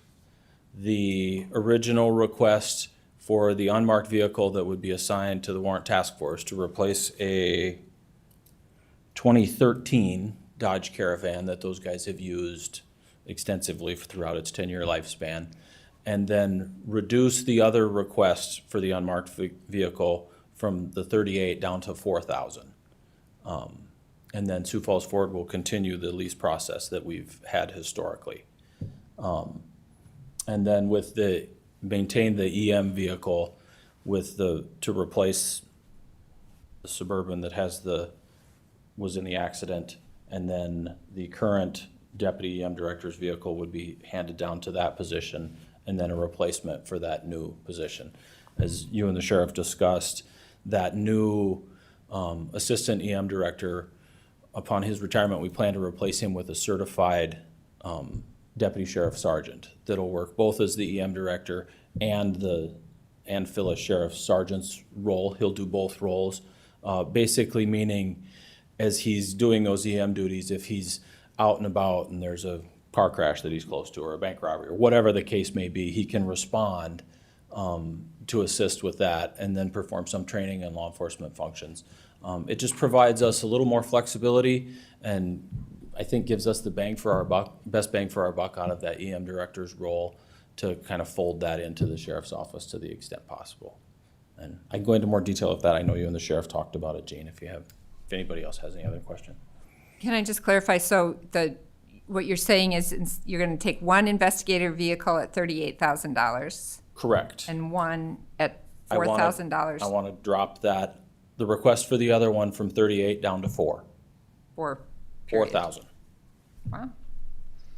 Okay. And then maintain the EM request. Does anybody have questions about the EM vehicle? After I had a chance to visit with the sheriff and with Jason a little bit, it made sense to me. I just needed to kind of work through all the details. But if anybody else has questions, I'm supportive of it. All right, not seeing any. Yeah. But, Warden, if you decide there are any other vehicles you want to move down to 4,000, you be sure to jump up, so. I will. I didn't figure you'd mind me interrupting. Okay, thank you. All right, so I think we're good with vehicles, done with vehicles. So that takes us to the next item on our agenda, which is outside agencies.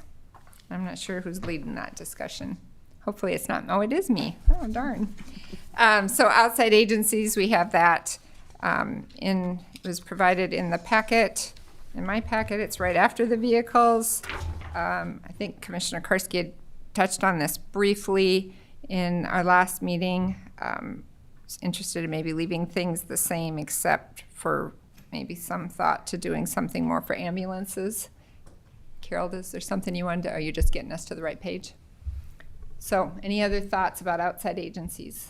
I guess if I could, Madam Chair, I'd prefer that all of them maybe stay at the 2023 budget, and then, if we as individual commissioners see need to increase any of them to, maybe put in that plug and justify it. As I said, ambulance services, they're looking for a $45,000 increase. I personally see 30,000 as being, a step in the right direction. Maybe not the full step, but I understand, especially after my time on the state board, and how messed up, quite honestly, some counties' ambulance services are and what they go through and how bad the situation. I don't want to get us anywhere close to what other counties are facing. I'd prefer to kind of help out with the funding. So to put 30,000 towards ambulance services, just to kind of keep them going in the right direction, makes sense. Some of the other ones, the dues, CCOG, $299. I don't have a problem with that. I mean, it's just a small incremental thing, and the work that they do for us, it makes a lot of sense to keep that one also. If I remember correctly, the contract dues are all part of our contract, and so they're kind of baked in. Is that correct? Somebody clarify that for me? The adjustments for CCOG as well as the Humane Society Animal Control have been reflected in the budget budget information you've seen thus far because they're a contractual arrangement. And that would be the fair as well. The fair, we just have at the $150,000 historical request. We have not done the $100,000 increase. Okay, thank you for clarifying that.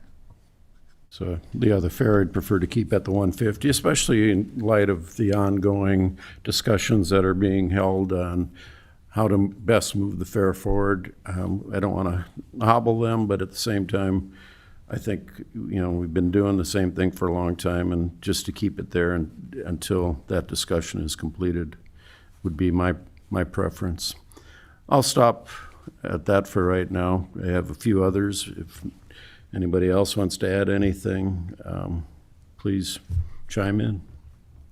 All right, any other thoughts? Let's start with the ambulance. Is any other thoughts on ambulance? I spent some time with the ambulance folks, and that's one where I would definitely be an advocate for them. I think that's something that if we don't keep them alive and afloat, I think they're willing to take on some creative discussions. But as much as I love those guys, I don't want them to necessarily become the Minnehaha County ambulance crew and have to take that on as I think if we're worried at this price tag and what they're asking for now, wait until later when it might be our duty.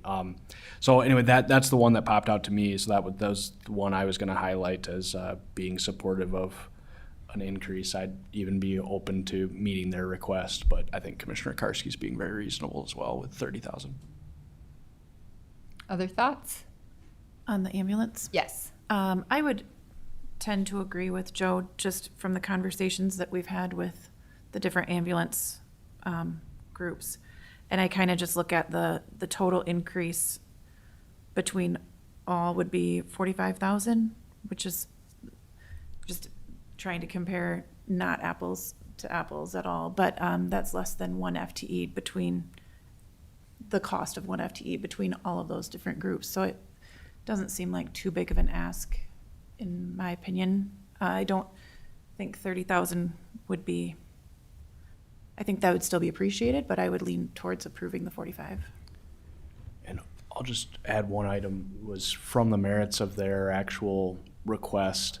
I know this is true in Del Rapids for sure, it might be in Garrettson as well, but Del Rapids, they are providing it's not all volunteers anymore. The Brave New World, we're starting to get into paid staff. And so basically, I think within Ryan Siddig's request from Del Rapids basically said this is the difference between them being able to keep paying at the rate they're paying just to kind of stay afloat. Otherwise, they'd have to rethink that. And I think the whole thing the risk would be that it all kind of implodes in on itself if they can't keep staff and on-call pay, et cetera.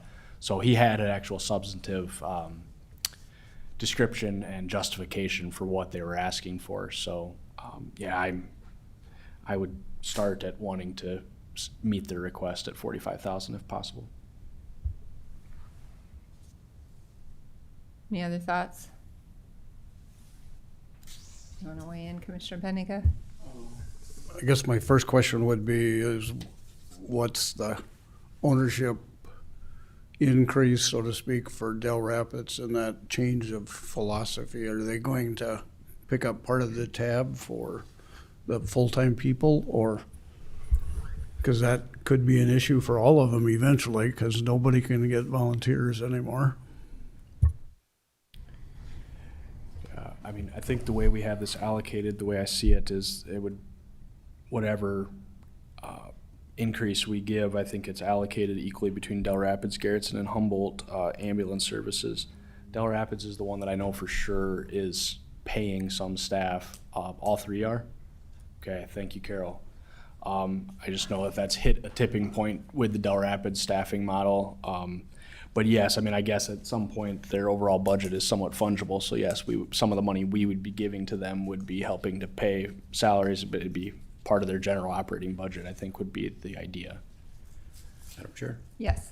So Commissioner Kipley, you're closer to this one than I am, but do the municipalities of Del Rapids, Garrettson, and Humboldt provide funding for the ambulance service as well? Are they looking for an equal increase from the communities, or are they looking for just the full increase from the county? I know they all do get, yeah, and Jason would have a better detail. We can call Jason up, but I know they all get something from their municipality as well. And then keep in mind, they all have adjacent fire rescue services too. But go ahead, Jason, if you've got that detail. Yeah, they do.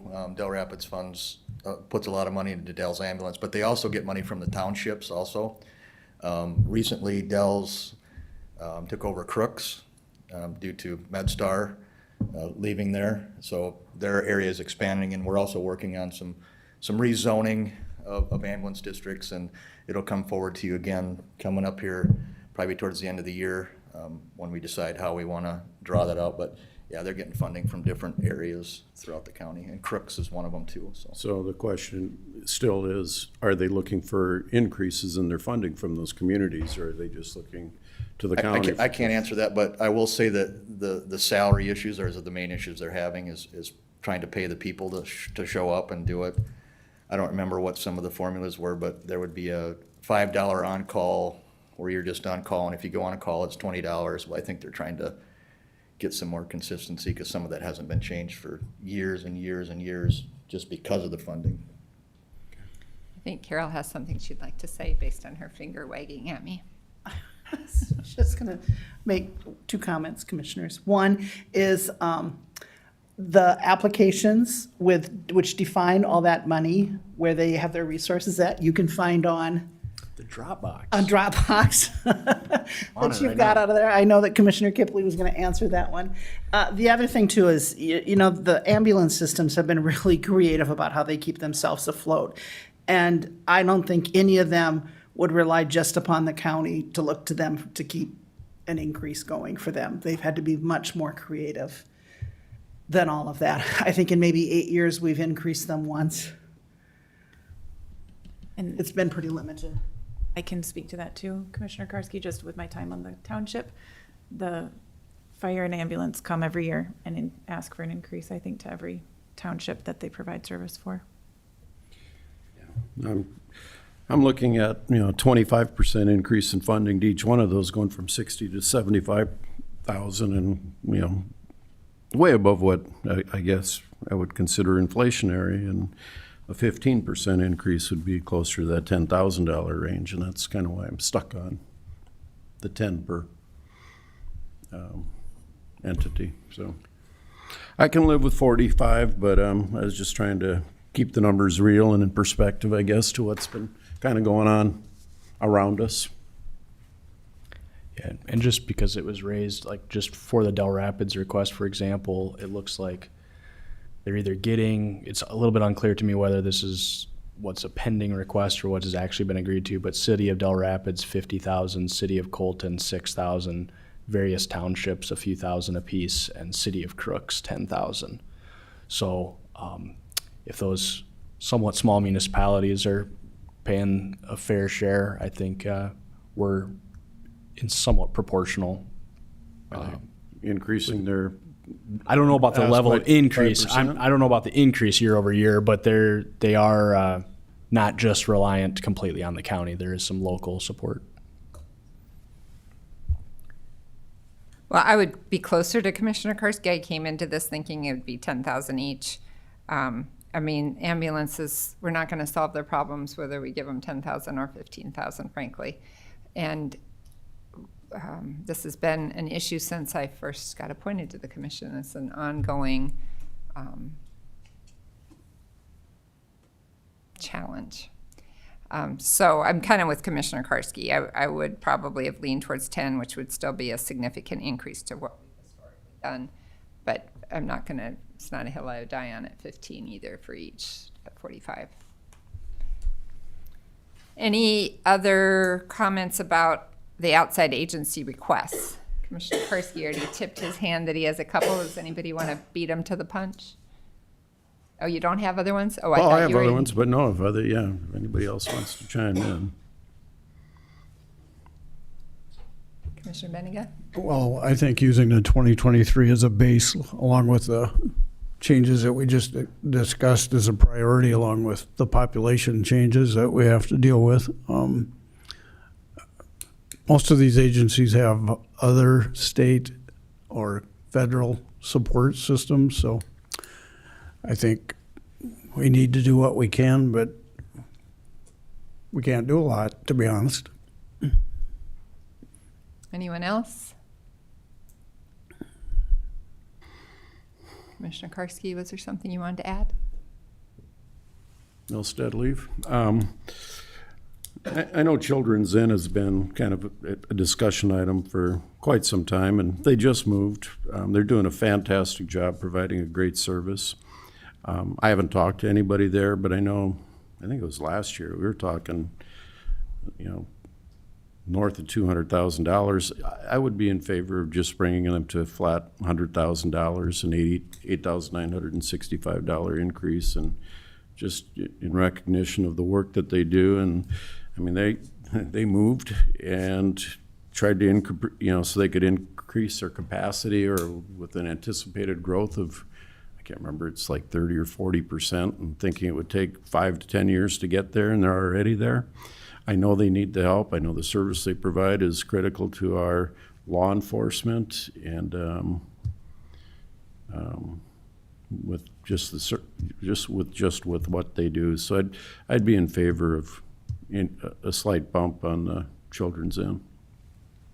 Recognizing that we do give Children's Inn additional money out of the domestic abuse fund. Down below, they get $26,800. And that went down, yeah. Any thoughts? I think I'm supportive of that rationale. I am familiar with their new location, and I'm sure they are taking on more, so just kind of keeping up in proportion. I think that's a reasonable increase to the flat 100,000. I'm very supportive of Children's Inn. I give to them personally. To me, that's a symbolic increase, and I'm not sure that there's a reason to do a symbolic increase and pick that organization over a number of other organizations that provide really very significant services for domestic abuse and other things. It is symbolic. And again, it's symbolic in recognition of what they're doing. Yeah. Anyway, I've said what I need to on that one. Other thoughts? Just a question. Were you indicating, or were there any specific outside organizations that you were speaking of? You said others that maybe would Well, be just more- all the other ones listed there, the other ones that we already provide. Okay. There wasn't anything. Outside agent, no, I just think a lot of, I mean, you could make cases for a lot of them. There are a lot of great things being done by all of those organizations, a lot of which, frankly, all the taxpayers of Minnehaha County benefit from, because they're doing things that arguably the county would have to do if they weren't doing them. All right, I'm not hearing anybody else. I mean, I'm if folks want to raise that to 100,000, I'm not going to oppose that. So I'm just not, I would not have brought that forward. So. Yeah, I'm comfortable with the rest at 2023 levels. Is that what we're defaulting to, I guess? Yeah. Okay. All right, so that ends our discussion on outside agencies. And so that brings us to a discussion on any additional budget items. which I hope somebody will help me out with. I'm not sure exactly what that means. It's a catch-up time for you. If a catch-up Catch of up. anything that you'd like to do. Otherwise, Susan's ready to move into some of the updates from requests from last week. And I think we're pretty much on target with a lot of these requests are pretty very similar to what some projections that we had made out of there. So you can certainly go through and switch to that. I would just mention that you've made a lot of good decisions today and decisions that help move this process forward. As you look ahead, I know you've got a budget meeting set for Thursday. You could, as you wrap this meeting up today, decide to forego that meeting. And I know Susan and I have had discussions that we think that just updating you on what the changes have been from this, which are going to be fairly slight, in the entire budget could probably be done in 10 or 15 minutes at a regular commission hearing instead of a separate meeting. Well, I know that all the commissioners are very sad when meetings get canceled because we don't have enough meetings to go to. But why don't we see where we get here, and then we can decide whether we need to meet on Thursday or not. Thanks, Susan. Good afternoon. Susan Beeman with the Auditor's Office.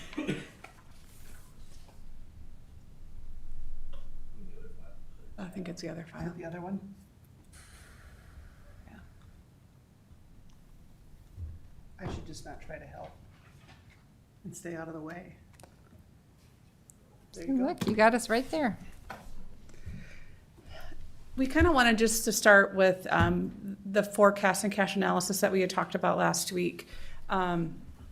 We had some dialogue related to how the layering of opt-outs in over the next few years could help streamline that, so we could avoid big spikes in opt-out and big spikes in increases in taxes for our taxpayers. So I just picked one of the scenarios that we had talked about last Thursday. This is that includes UC3 expansion plus $250,000 annually of new positions. So this is the version you saw last week with the streamlined opt-outs coming in. You can see that bar is very streamlined. We wanted to show you an alternative scenario, what that would look like if we didn't streamline those opt-outs in, just so you could see that larger increase and what that impact would look like. So this is the version you saw last week. I won't go through this in detail other than on this slide, you can see that total opt-out through 2029 is projected to be just over $9.7 million. Again, trying to keep those opt-outs each year to be total by year of new opt-out of under 2 million. The existing opt-out that we passed in 2019 would take us through 2025 with an additional opt-out needed in 2025. And then as you move forward into the forecast, you can see in 2027, we have the one opt-out expiring, which we would have to replace that dollars in the forecast. So this is what we talked about last week. So now what I want you to see on the next slide is what that would look like if you didn't have that layering impact of 2 million opt-outs a year. So you can see 23 through 25, that opt-out stays constant at the 14 million. Then in 26, you see a big jump, and then another big jump. So how this looks like when you see the total numbers by year, if we go to the next slide, you end up at the same place of 9.7 million in opt-out, except that you're pushing it all into 26 through 29. So with 2026 taking the brunt of that, with 6.4 million of opt-out needed in 26. So that would take your existing opt-out of 2.1 as well as passing a new opt-out of 4.2. So this just shows the streamline impact of layering the opt-outs versus taking it and pushing that decision down the road 2 years. And again, this assumes that ARPA funding continues through 25. Can I ask you just a question, just to Yes. clarify for me? So when we have, in 2027, when we have an opt-out expire, and then we have the new opt-out needed, from a taxpayer, from an effect on a taxpayer, it's the net of those two numbers is what will impact their pocketbook at tax time. Correct. I mean, the net impact, if you took the 4.2 million, you'd have to pass the 4.2 million opt-out, but the net impact would be about 2.6 million for that taxpayer. Okay. Thank you. Any other questions so far? And we just wanted to show you how that layering helps smooth that in so that you don't have those big spikes in tax increases, knowing that we want to keep things predictable for people as much as we can. Okay. I think those slides were helpful. I mean, it's helpful to see the difference between what our options are. So we had some dialogue last week as well about the maintaining of our unassigned fund balance at over 20%. Through our bond financing, our analysts had indicated that if we ever dipped below that 20%, we could be at risk for a downgrading of our rating, which would be impacting future debt borrowing. And so there was a question about how does this look with this forecast with that 20% threshold. So what we wanted to do today is show you that unassigned fund balance, where we've been and then where the forecast is. And then just to maybe clarify what unassigned fund balance means, it essentially is your reserves within your general fund. So from a calculation perspective, our cash applied amount that we commit through the budget process comes out of that every year. So if we have a $10 million cash applied balance for the next year's budget, we put that in an assigned category because you've essentially committed those dollars for the next year. So this is reflecting what hasn't been committed. And so we wanted to show you, this goes back to 2009, so through 2019. So this is historical information based upon where our audits showed our unassigned fund balance was back in those years. And it shows the percent, the blue bar is the unassigned fund balance, the dollar amount. And then the gray bar is our expenditures for that year that was reported in the audit. And then the bar here is what that percentage was. And you can see back in 2010, it was very low, lower than where any of us would want to be. It was a little over $800,000, which equated to less than 2%. If I may, Yes.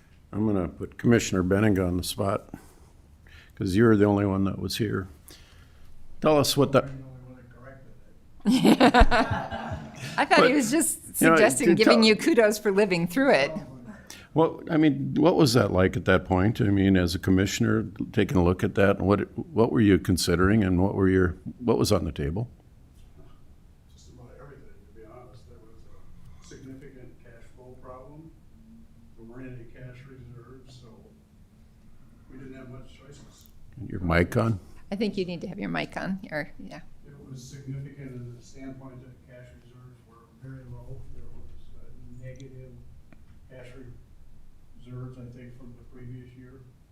So we ended up, keeps going off, ended up making some, I would say, very significant cuts in budgets, and then frankly changing some highway department support systems, to say the least. I don't remember all the details. That's a long time ago, but there were a lot of negative conversations. I can remember that. Not a fun time. No, it wasn't.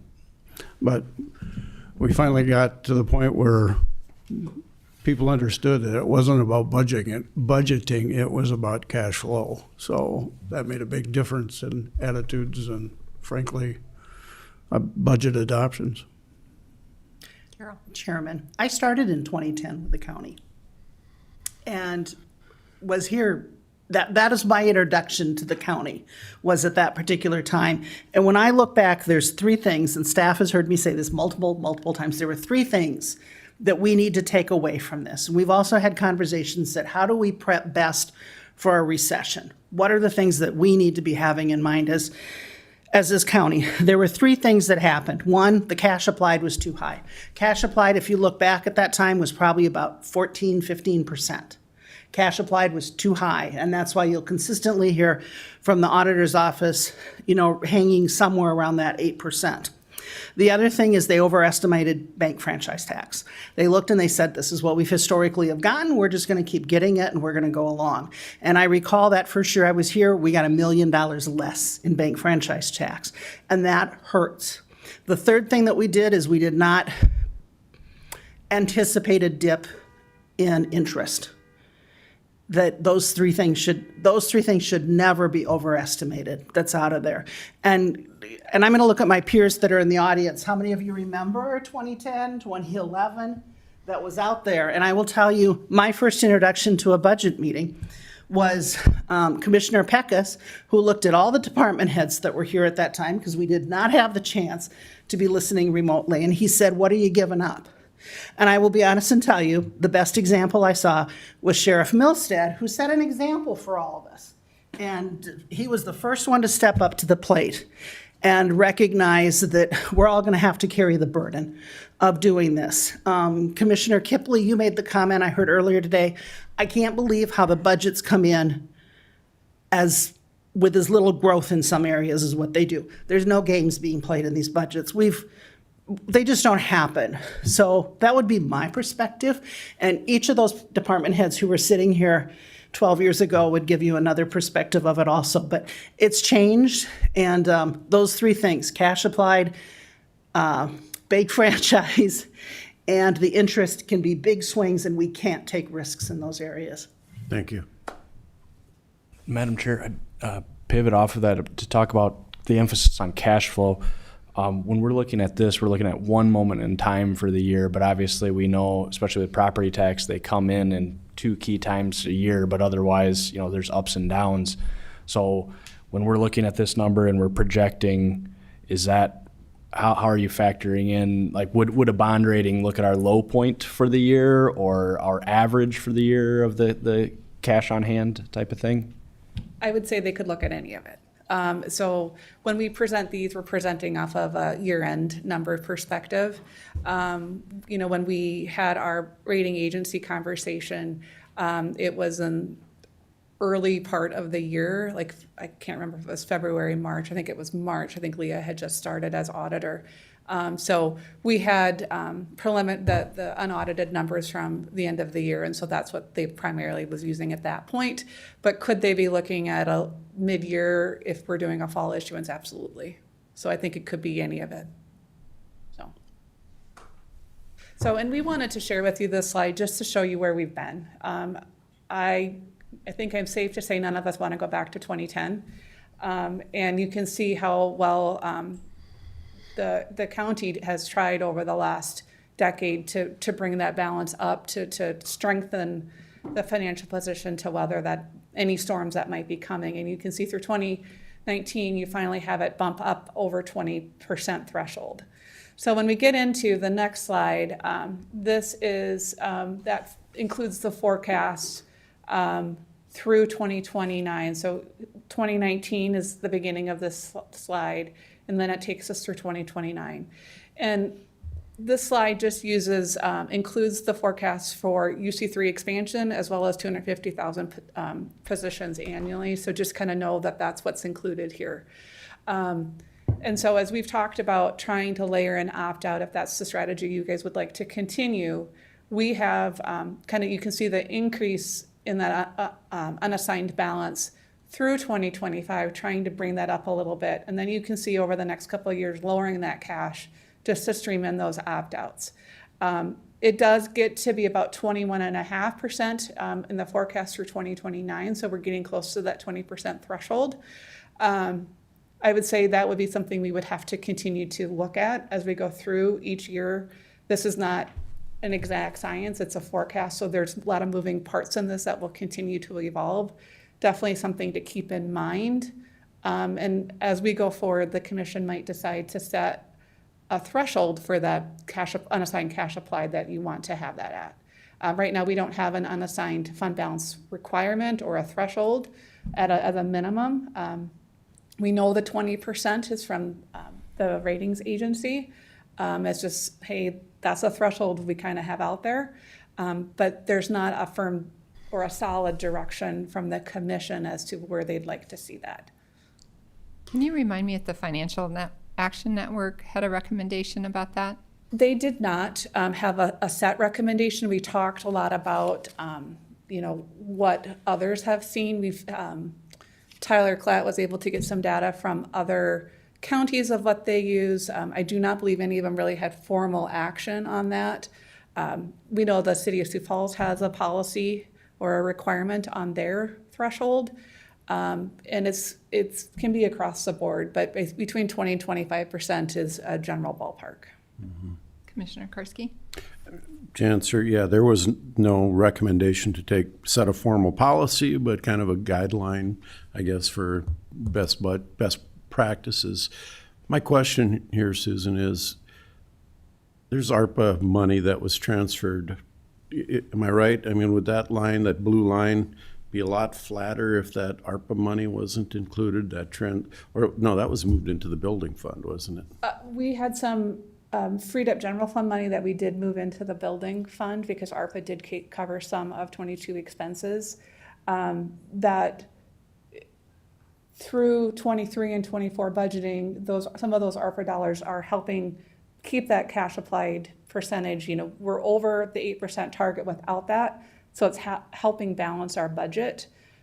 Without the ARPA funding, we probably would have seen opt-outs sooner because it's helping delay those opt-outs, as we look at new positions and some of our salary increases we've done. And that blue line would be probably not flat, but actually declining a little bit. We would be looking potentially at a decline, or it would be moving up from that decline happening in 26, they'd be moving up. Okay, thank you. Other questions? Madam Chair, I have a question for Susan. Listening to your conversation or the conversation about 2010, that era, one of the things I think that Carol said was cash applied. We were way over the 8%. With the plan that you have to balance it out, which I really appreciate, by the way, thank you for all the work you've done on that.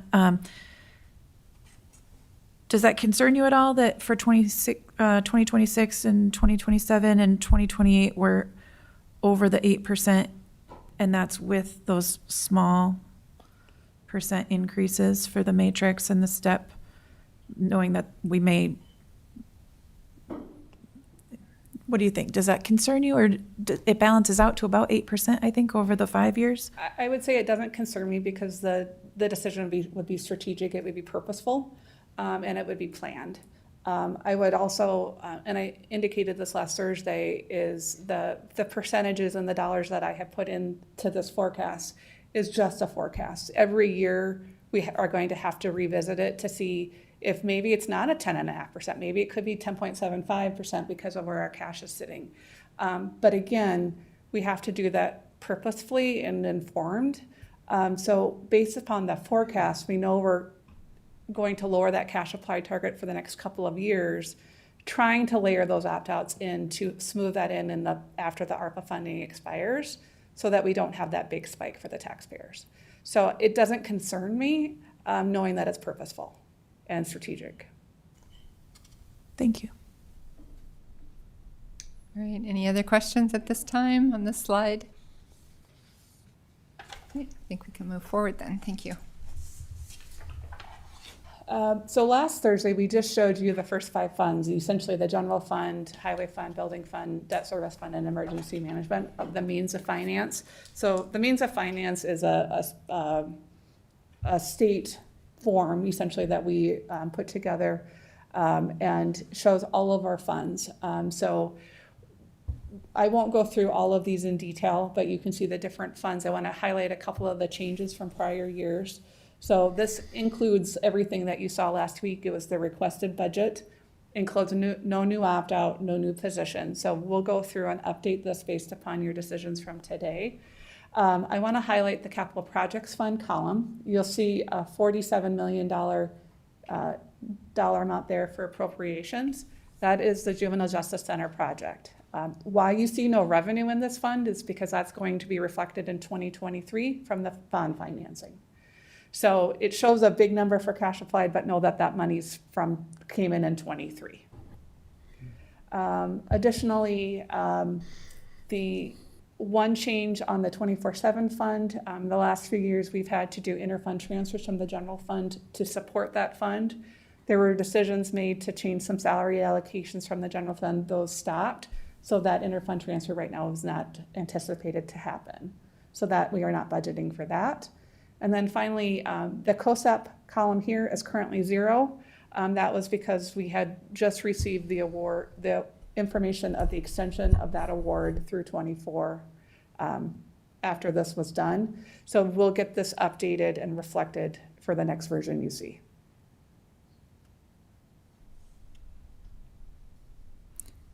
Questions on this slide? There's a lot of information here.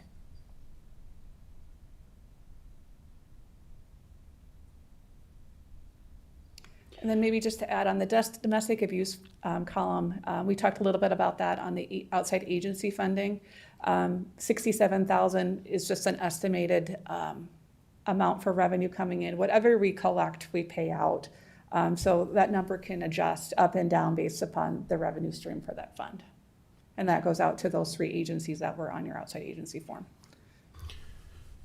Commissioner Karski. What numbers do you use to calculate the cash applied then?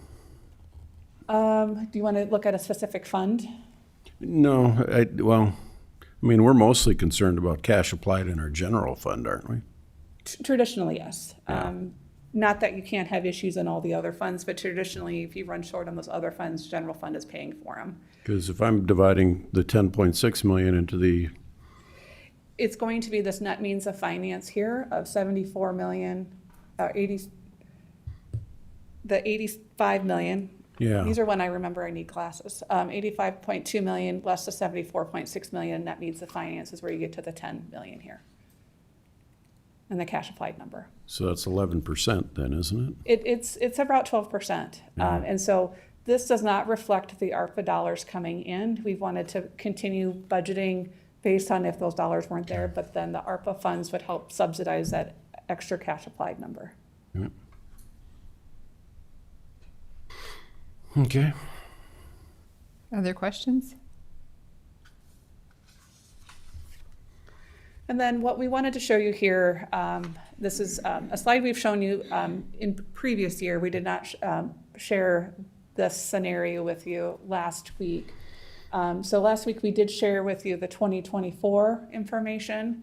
But what we're doing with this is also then giving you a scenario showing if you were to do the 1.5 million opt-out this year, what that would do to taxes, as well as what would happen if you continue that strategy into 25. So one change for this first box from last week is last week we shared with you, we kept the preliminary abstract values at last year's values because we don't have that information yet. What we did for this, because we're comparing multiple years, is we did increase each year 800 million so that you can see what that would be. So for example, for this first category, last week the total impact was $96.55.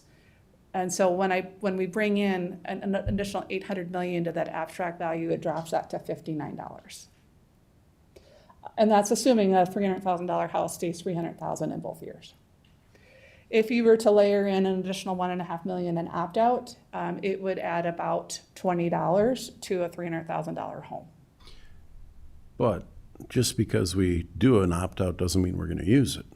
Not necessarily, but if you don't use the, let's say in this scenario, the 1.5 million opt-out, if you don't streamline that in, it just means more down the road that you're going to have to make up and have that be part of your strategy as we continue. Okay.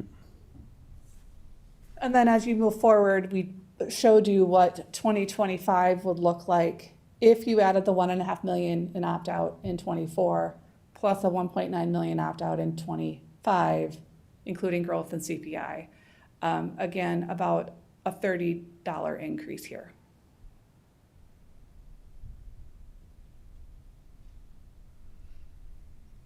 Questions for Susan? I think one of our, go ahead, Commissioner Kipsley. Do you know when will we have the final number on the abstract values where you could really do this math equation in more final form? It'll be late July, probably August. Thank you. I have the growth number, but I don't have the market value adjustment. So the growth value factors into your growth calculation, but the market value, although it doesn't increase taxes, it changes the levy calculation. Commissioner? Susan, when do you expect, or are you planning to use the $10 million general fund from $10 million for the general fund for ARPA-related restrictions? So the dollars that we moved at the end of last year to the building fund were freed up general fund money, and is sitting in the building fund as an assigned balance for future building needs. As we go forward, those are decisions that the commission could make to reassign it back to the general fund for whatever purpose needed. At this point, we've not factored that in, but it could be part of the equation as we go forward. And that has to be done by 2025, or doesn't that have a restriction? That is general fund, that's general county dollars, so that has no restriction on ARPA. Okay. The ARPA funding has to be obligated by the end of '24, fully expended by the end of '26. Based upon current estimates, I would say ARPA dollars will be fully expended in '25. Okay. Good questions. Other questions? Carol has something to add? You know, each year I get a little bit smarter about this stuff, and it's taken a few years to get there. But to me, one thing that I find absolutely it reinforces how important growth is in our county is if you look at that bond redemption, and with the JDC project coming online in 2024, that levy's 0.366. Susan has increased the abstract values by 800 million for 2025, and that decreases that bond levy from 0.366 down to 0.353. It just goes to reinforcement how important economic development, how important growth is, how important doing all new kinds of new things in this county makes it better for each taxpayer to pay less taxes.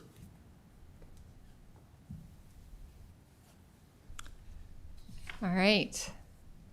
So I think maybe some of the direction that the auditor's office, Susan, would be looking for is whether the commission is in favor of trying to smooth out the impact of the taxes and therefore take some opt-out this year, this $1 million, I believe. If there's other particular things that you want to tee up for us for input, Susan, let me know. Yeah, the main decision at this point is if you want to include any opt-out from the opt-out that has already been passed, if you want to include any of that 2.1 million in the budget for the next version that you see. The next date that we have to meet, the two big dates would be decision to pass any new opt-outs by July 15th, and then provisional budget still has to be approved by the end of July. We can still make changes after the end of July. It's just that would go through a slightly different process as we move into September and final budget. I guess before we enter into that conversation, I mean, historically, we've seen, okay, we've talked about the positions, we've talked about the vehicles. I mean, those are going to impact to some extent. I mean, I guess I'd like to see what the numbers look like. I'm in favor of doing the incremental approach as recommended by the Financial Action Network and, approving an additional opt-out of 1.5 million. How much do we have to use of the existing opt-out of 2.4 that's left? I would rather hold off on that decision until I know what kind of impact the things that we talked about today are going to have. And I don't know if you've been adjusting on the fly as we've been talking. I haven't. I think one thing to keep in mind is the new positions that you approved essentially can be funded with ARPA for '24. So we could use that grant funding to pay for that. So that, again, although it would increase our appropriations, we'd have grant revenue coming in to offset it. Obviously, that money is going to run out very soon, and we have to plan for that as if that's when that happens. But essentially, it would increase our expenses and overall increase our cash applied, but then we have that grant money to offset that. So the vehicles were already in the budget, and so we'll have a slight change there. So overall, I don't anticipate that final number changing a whole lot from what you saw last Thursday. There will be a slight change, but probably not significantly because of the new positions being covered by ARPA. Okay. There is a formula we have to keep that at, but even with the new positions that were added, we'd be under that cap as allowed by the grant. So I'm trying to remember the exact recommendation of the task force. They recommended using, even though it's one-time funding, to offset currently, correct? They did not have, and I'm going to paraphrase, and Tyler, you can, and Carol, you can fill in where I miss things or add to it. They didn't necessarily have concerns about our strategy with using the ARPA funding for those positions as long as we planned for the future. Okay. Knowing, and that's partly why they suggested the 5-year forecast. We could certainly wait on using not use ARPA for them. Then they would just increase that number, and we would definitely have to look at an opt-out. So to me, it makes sense to use the ARPA money and start building that opt-out up so that in 3 years or 2 years or whatever it is, when the ARPA money is gone, we have the opt-out money available. Yeah, and that's essentially what our suggestion here is with this cash applied target of 3.5 and 5.5. And again, these are projections based upon what we're seeing. Trying to do that, trying to get prepared for those dollars to expire from a grant perspective and be prepared for that. So we're not having that expiration of those grant fundings all hit in 2026. That'd be what strategy I'd be in favor of, I guess. Other. Commissioner, this chart that you have, Go ahead. this commissioner that you got is really, really, really close to what Susan's gonna present to you the next time. Because it's got about $250,000, which was 50% of the new positions. Today you approved 4 out of 6. That adjustment will need to be made for one additional position that's out of there, plus an additional $30,000 for the ambulances. You did not change it much today from what this is gonna be. Okay. And what we can certainly have information ready for you for Thursday if you'd like to still meet, or we could have it be done at a future commission meeting where we go into more detail on this and show you the updated information with cash applied rates, things like that, and an updated forecast. Commissioner Benninga? I really think that the updated forecast is more important than making up any kind of conversations right now about opt-outs and that kind of stuff. I think we really need to have a better understanding of what's going to happen in the short term before we look at the longer term stuff, because 5 years forecast is a long assumption that generally isn't totally accurate, but it's close in some cases. I think the other thing is, from my perspective, not probably yours, but I think you were very conservative in some of the revenue numbers for bank franchise taxes and the interest income, because we just renewed some CDs at 4.5% the other day when I was here. And I think they were at 1.1 or 0.1 or some stupid number before. So those numbers are conservative, but I'd rather have it that way than the way of making a significant increase. And you're correct. The bank franchise and interest income is conservative in the budget. We don't control either of those numbers. And if you go back 2 years, our interest income was like a little over $100,000. And so will that be there next year? Probably no. We still have about $600,000 of interest in the general fund budget. I do expect at some point that number to go down. Part of that is as the ARPA dollars are expended, we have about 20 million left. As those get fully expended, that money won't be in there. So normally the ARPA guidelines had an exemption for interest to be spent on the grant functions, and so that earnings have been going into the general fund. Right. In 2 years from now, that won't be there. No. So we wanted to keep it conservative, knowing where we're headed. Ripley. My general thoughts is, I guess, as opposed to waiting a couple of years and jumping up. I like the layered approach. I think maybe we can iterate on that a couple times. I'm happy to talk with you separately to get just a couple ideas there. But again, I think the fan gave us a few good comments about, and some other jurisdictions about layering certain things in or laddering up each year. I know we don't get to compound for things like CPI being above 3%.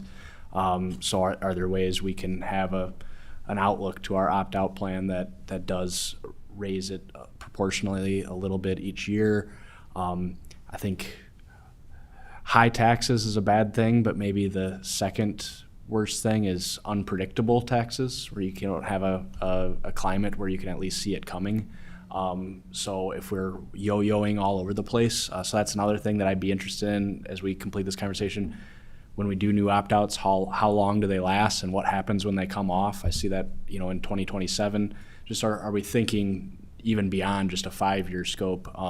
So maybe those are to tee up the next conversation, but I think what I'm hearing from at least a couple of my colleagues is, even though Carol said we didn't make major changes today, it might just be helpful to digest all the decisions we did make today, and then pivot towards a pretty important discussion on some opt-out strategy for the next few years. It's my outlook anyway. Thank you.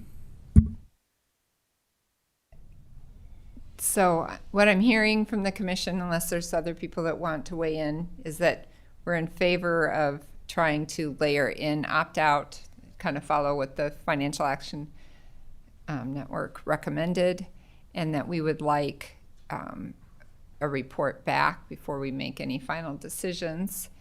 Are you comfortable having that report in a regular commission meeting as opposed to this coming back on Thursday? Okay. Susan, what else do you need from us? Nothing at this time. I think I have a good sense of the direction you'd like to go. Would you like to have that report back at the next commission meeting on the 20th, or would you like to see that later in early July?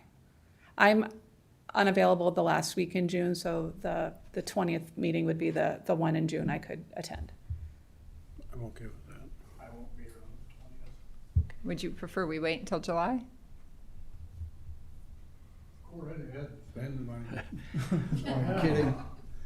I would prefer if we do it the last week in June or the first week in July. Yeah, she's not available the last week in June, Yeah, so we'll then it need would have her to be for the sure. first week in July. Yep. July 4th is a Wednesday, or It's a Tuesday, so the 11th would be the first meeting. July 11th, we normally wouldn't have a meeting. Correct, and you are meeting. Because we But we aren't are meeting on the meeting. 4th, we're meeting on the 11th. I would ask, would Commissioner Benninga be okay? We just took purely an informational briefing just to incorporate all of the things we changed today and just taking no action, but it would help me to just digest. It felt like, as the new guy, we made a lot of decisions today, but Carol's kind of assuring me we didn't maybe change any huge assumptions, but I kind of just want to digest where we're at sooner rather than later. But I respect that we don't necessarily want to take action on weighty things like opt-outs until all 5 of us are here. Yeah, I mean, we only have to take action on an opt-out if we're going to take additional opt-out, not what was already been, of what we've already taken. So, right now we have available a little over $2 million in opt-out, correct? Correct. So if this is a scenario you'd want to go with this 1.5 million, we would not have to pass an additional opt-out for that. It would just be your decision to say include that in there in the budget. But if we did want additional opt-out, that July 11th meeting is our deadline. So if anybody's uncomfortable with putting things off until July 11th because of that, speak now or forever hold your peace. July 11th, 7-Eleven. I don't anticipate new additional opt-out, but I guess I would appreciate a briefing of some kind between. But isn't that what we're talking about? Laddering in and taking new additional opt-outs, just approving them for future uses?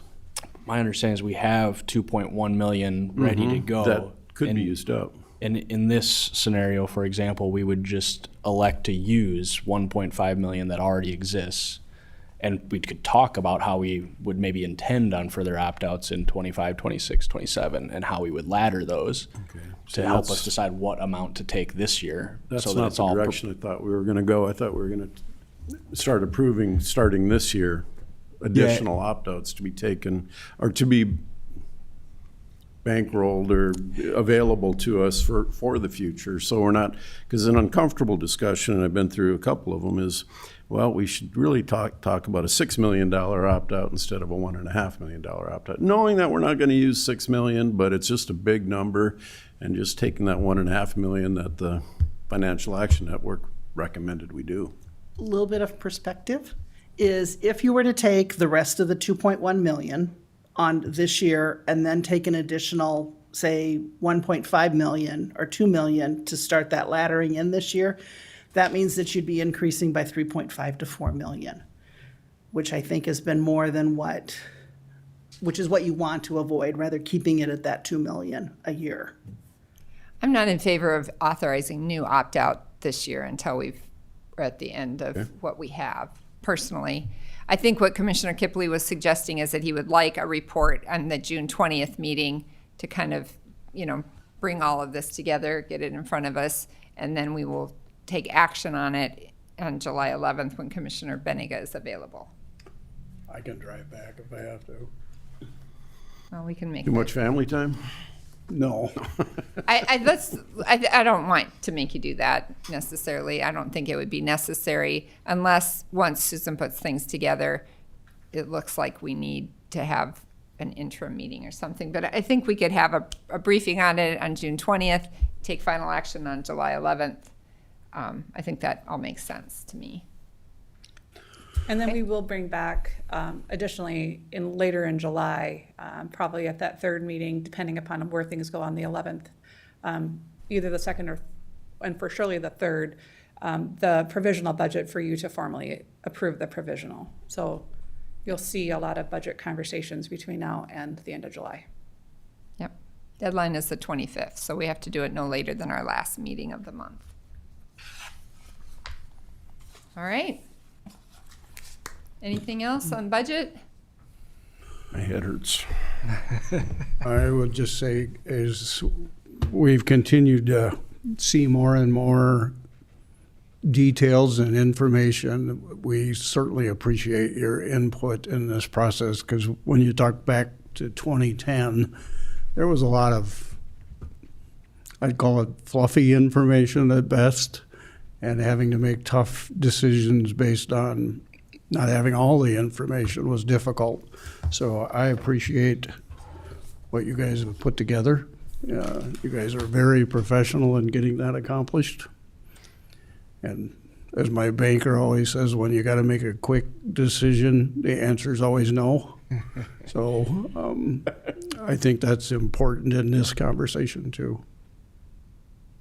I would agree. I had an opportunity to visit today with somebody who was familiar with our old budgeting process more when I first came on the commission about 8 years ago even, so after the last Great Recession. But we've just made great improvements. I think it's Carol's swan song and her part of her legacy and work with the auditor's office that the whole process, I think, just works so much more effectively, helps us as commissioners keep our eye on the ball, on the main issues, and so very much appreciate it. So thank you. Anybody else? And if not, opportunity for public comment. Any opportunity? Anybody want to rush to the podium? No one? Our meeting is Move to adjourn. adjourned. Okay. Yeah. We have to, we can't Yeah. Thank you very much. Thanks everybody for coming and hanging with us. It's a long meeting, lots of numbers. What's that?